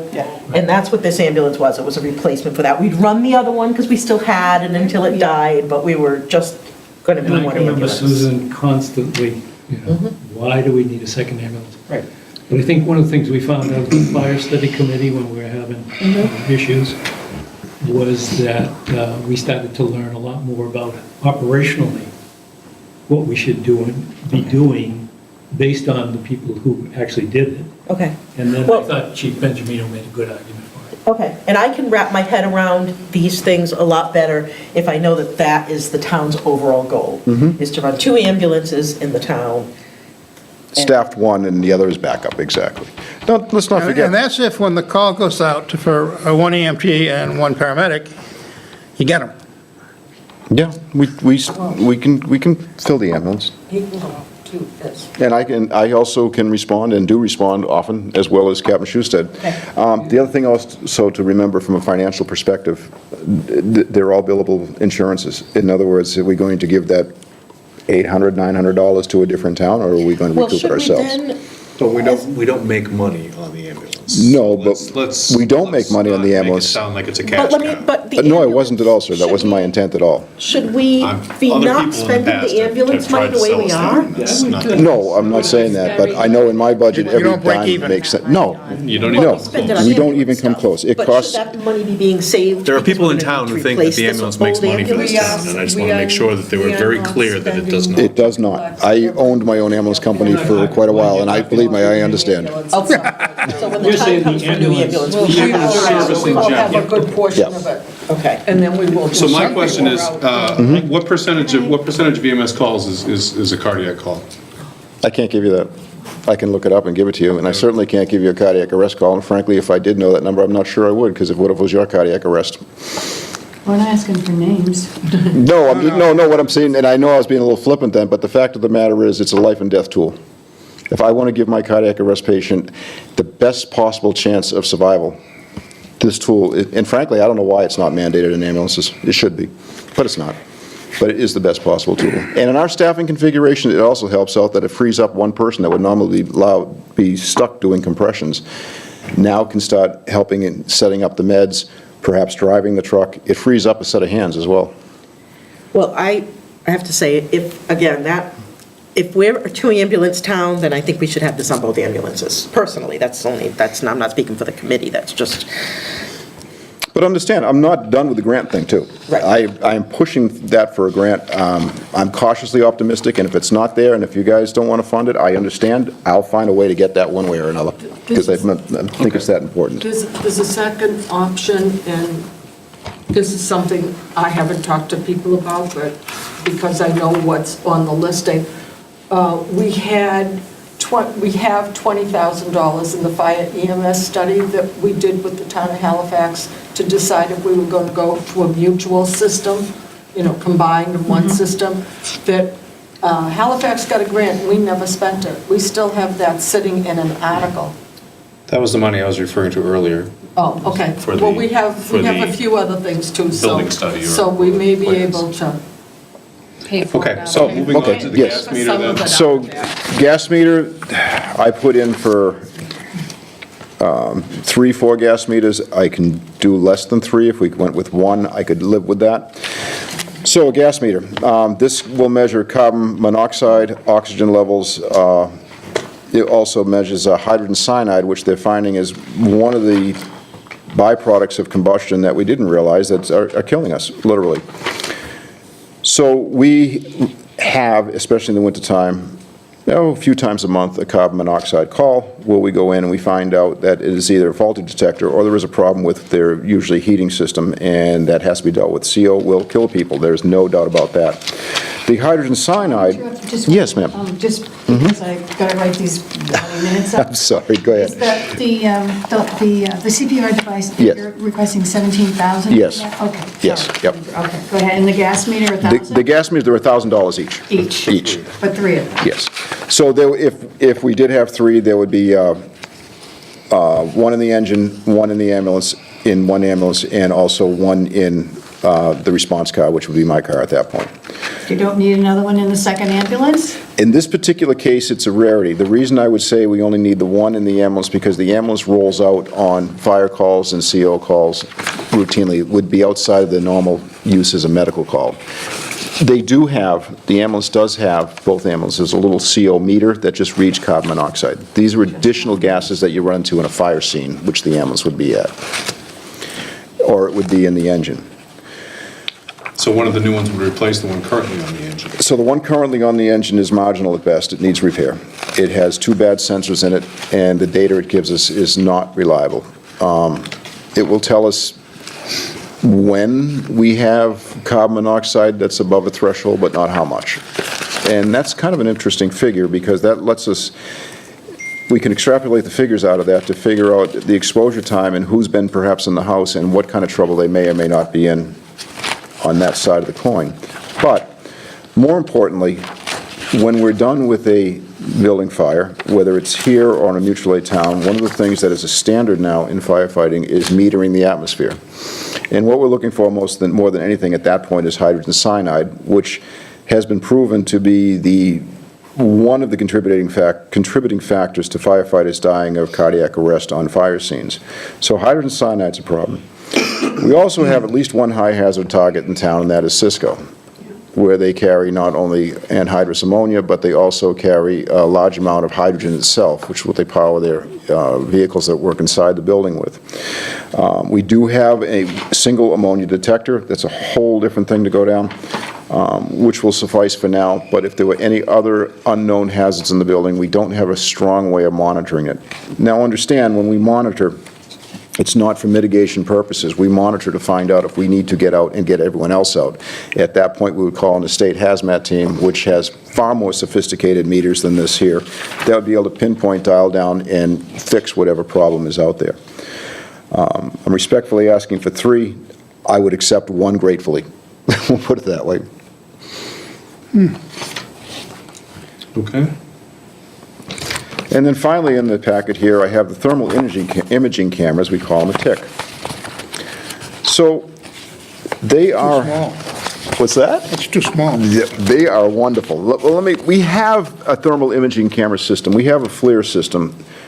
So if you're familiar with FLIR, if you watch some of the police shows, you see the helicopter chasing the suspect at night, and you can see the black and white image of the difference in the heat signature of the person running. And that's great for that purpose. However, in an actual fire situation, what we're looking for is temperatures, and temperatures that we can see in a glance. So try to picture this. When you're in a room and there is a fire, you cannot see anything. You might as well just put yourself in the thickest fog you can imagine.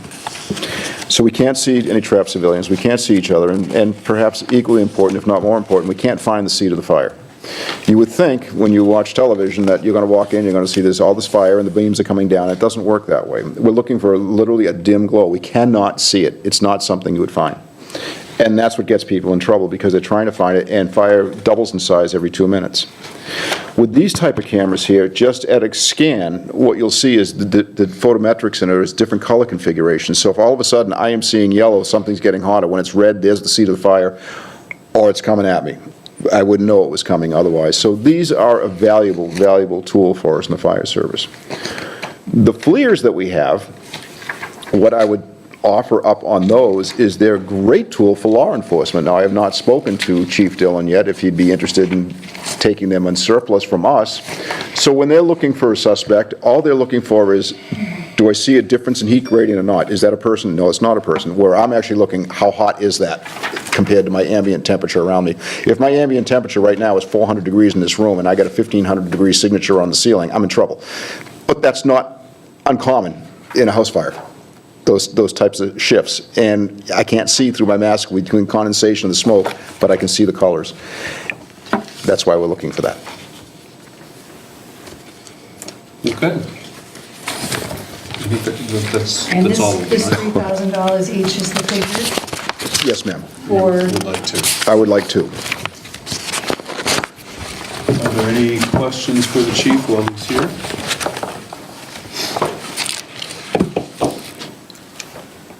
If I was flippant on any point, I apologize up front. I do have a bit of zeal here and there. So, and with your regards to your inquiry about the build-out, I think those were very reasonable requests, and I will get right on that. Appreciate that, thank you. No problem. Okay, I guess Well- if we have no more questions, we'll, Thank you very much for your Get back time. to your day. I appreciate it.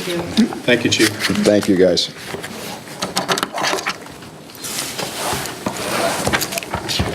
I designed that. Did you really? Yes. Oh, man, I got to get you a royalty. Those are nice. They're very nice. Well, the cops took it immediately, Well, there you go. but then I found out later there was an agreement, whatever one of us found, the other would take. Oh, there you, well, Oh. you won out. Me and Irv Butler, Outstanding work. days in his kitchen. Thank you again.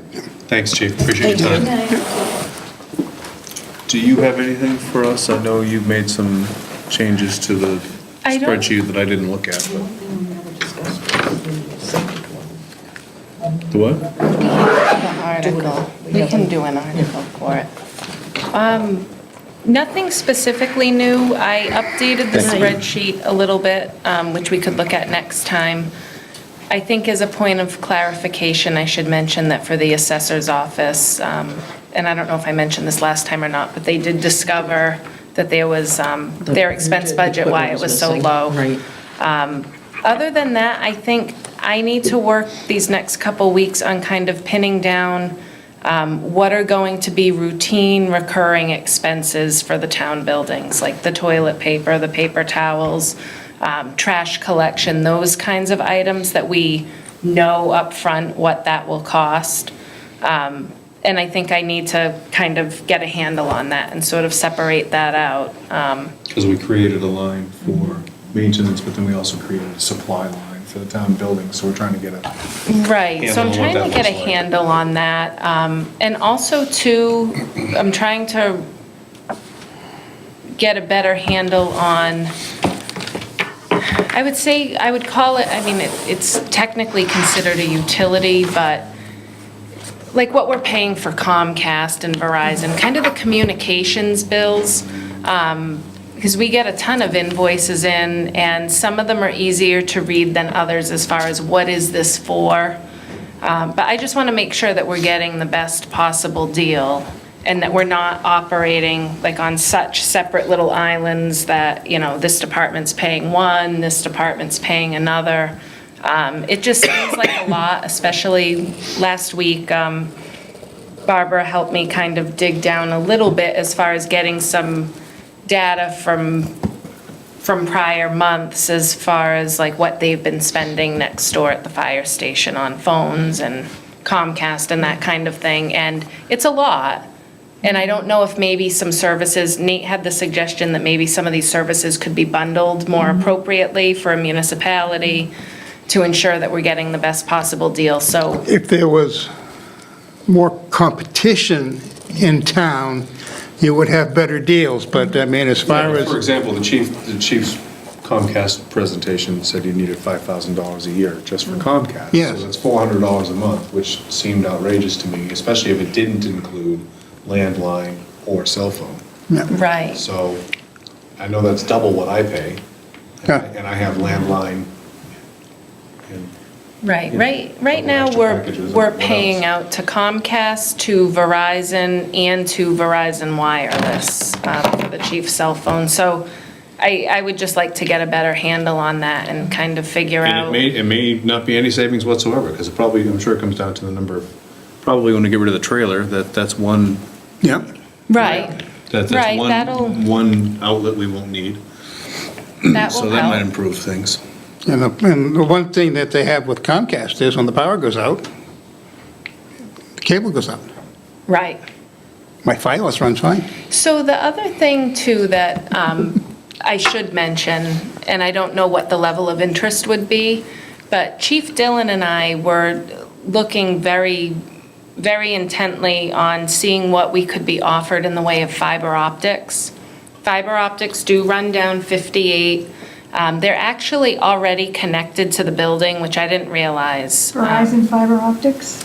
I don't think it's Verizon that's currently connected. I'm not sure who installed the wires at the time, but this would be with Open Cape, and they specifically give pricing to public safety entities. So when Chief Dillon talked with them, they had given us a price, and I need some clarification on it. They had quoted us at $405 per month, but I'm assuming that's just for police. But they did it as a bundle overall as far as installation to include here, the news station, the fire station, the library, and all the way down to highway. And the whole installation, and then us factoring in like some incidental costs, and you never know if something goes up in price. We came out with an install of about $18,000 one-time cost. And then if we could bundle all those monthly payments, and you could be doing your, your internet, your phone, if you went to like the VoIP, like one of those phone systems, would there be a cost savings there? And it's not quite definitive yet. It almost looked too good to be true when we first went down with the breakdown. So I have to sit down with him, and I think we should go back to the representative and get a little more clarification. And not that anybody wants to hear about paying $18,000 to hook us up to something, but may or may not be worth it if there's a long-term, if you'll be able to recoup the install costs within a year. Two-year payoff. Right. And then there's And I don't wanna be 5G. Right, and the other thing would be when the power goes off, we wouldn't lose our internet. Right. Like right now, we have a generator in this building, so, but every time the power goes off, we lose our internet. Sometimes the phones work, sometimes they don't. And so we end up having to close, it's tough for the fire station and everything, even with the backup power. That doesn't help you if you have no internet, you can't send emails, you can't really function. So the reliability of it, I think. Fios in Plympton comes down Brook Street, Oh, okay, goes past my house. okay. Go down about to Upland Road, and then they all ran off to Duxbury and wired that, and they never finished it. And they told us they wouldn't. We've inquired multiple times about FiOS, and they said they'll never be running more wires here in the town. Wow, okay.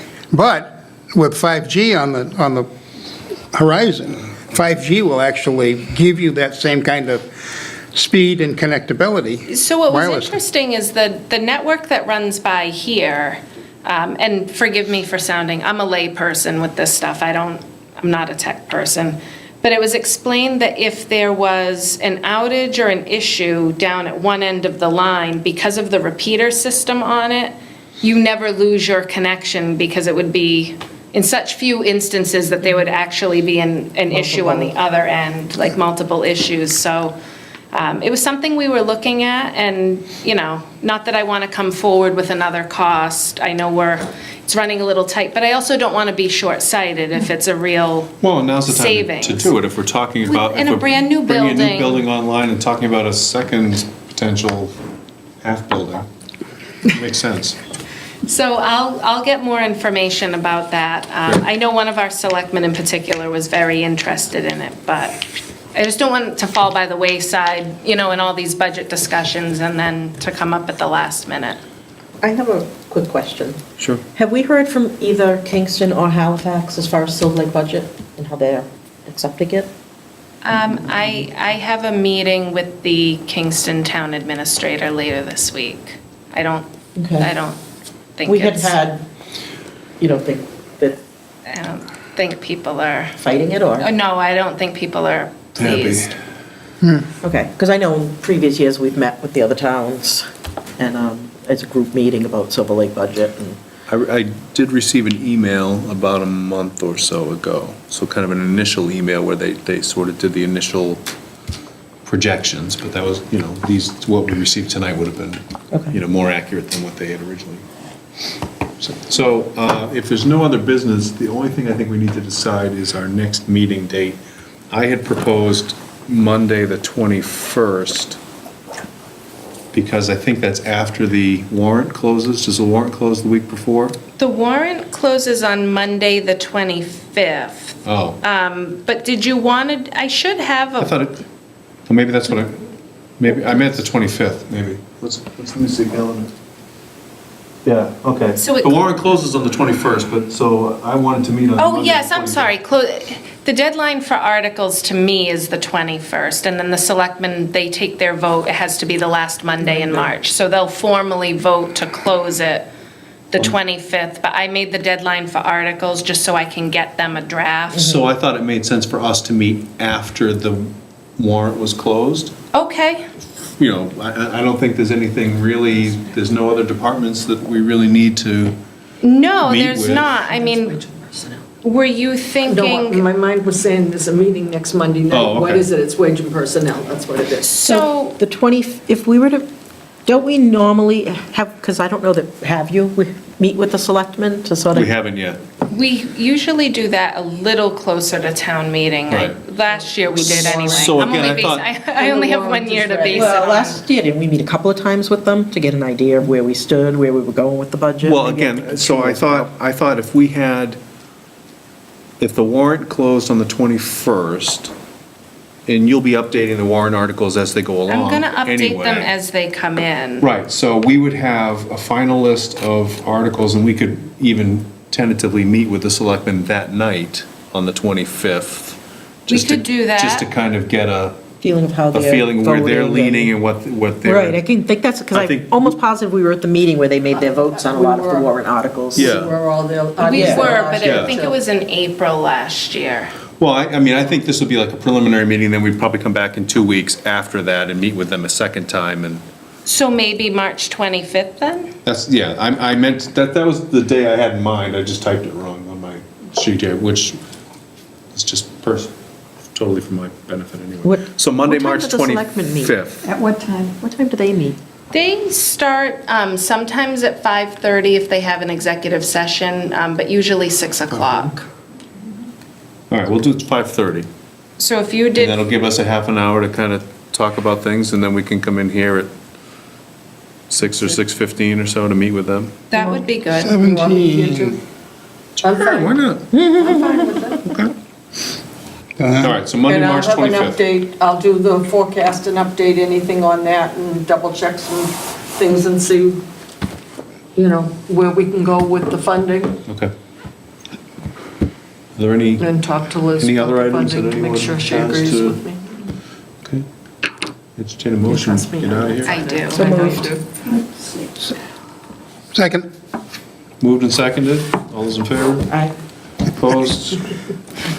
Good night, 7:17.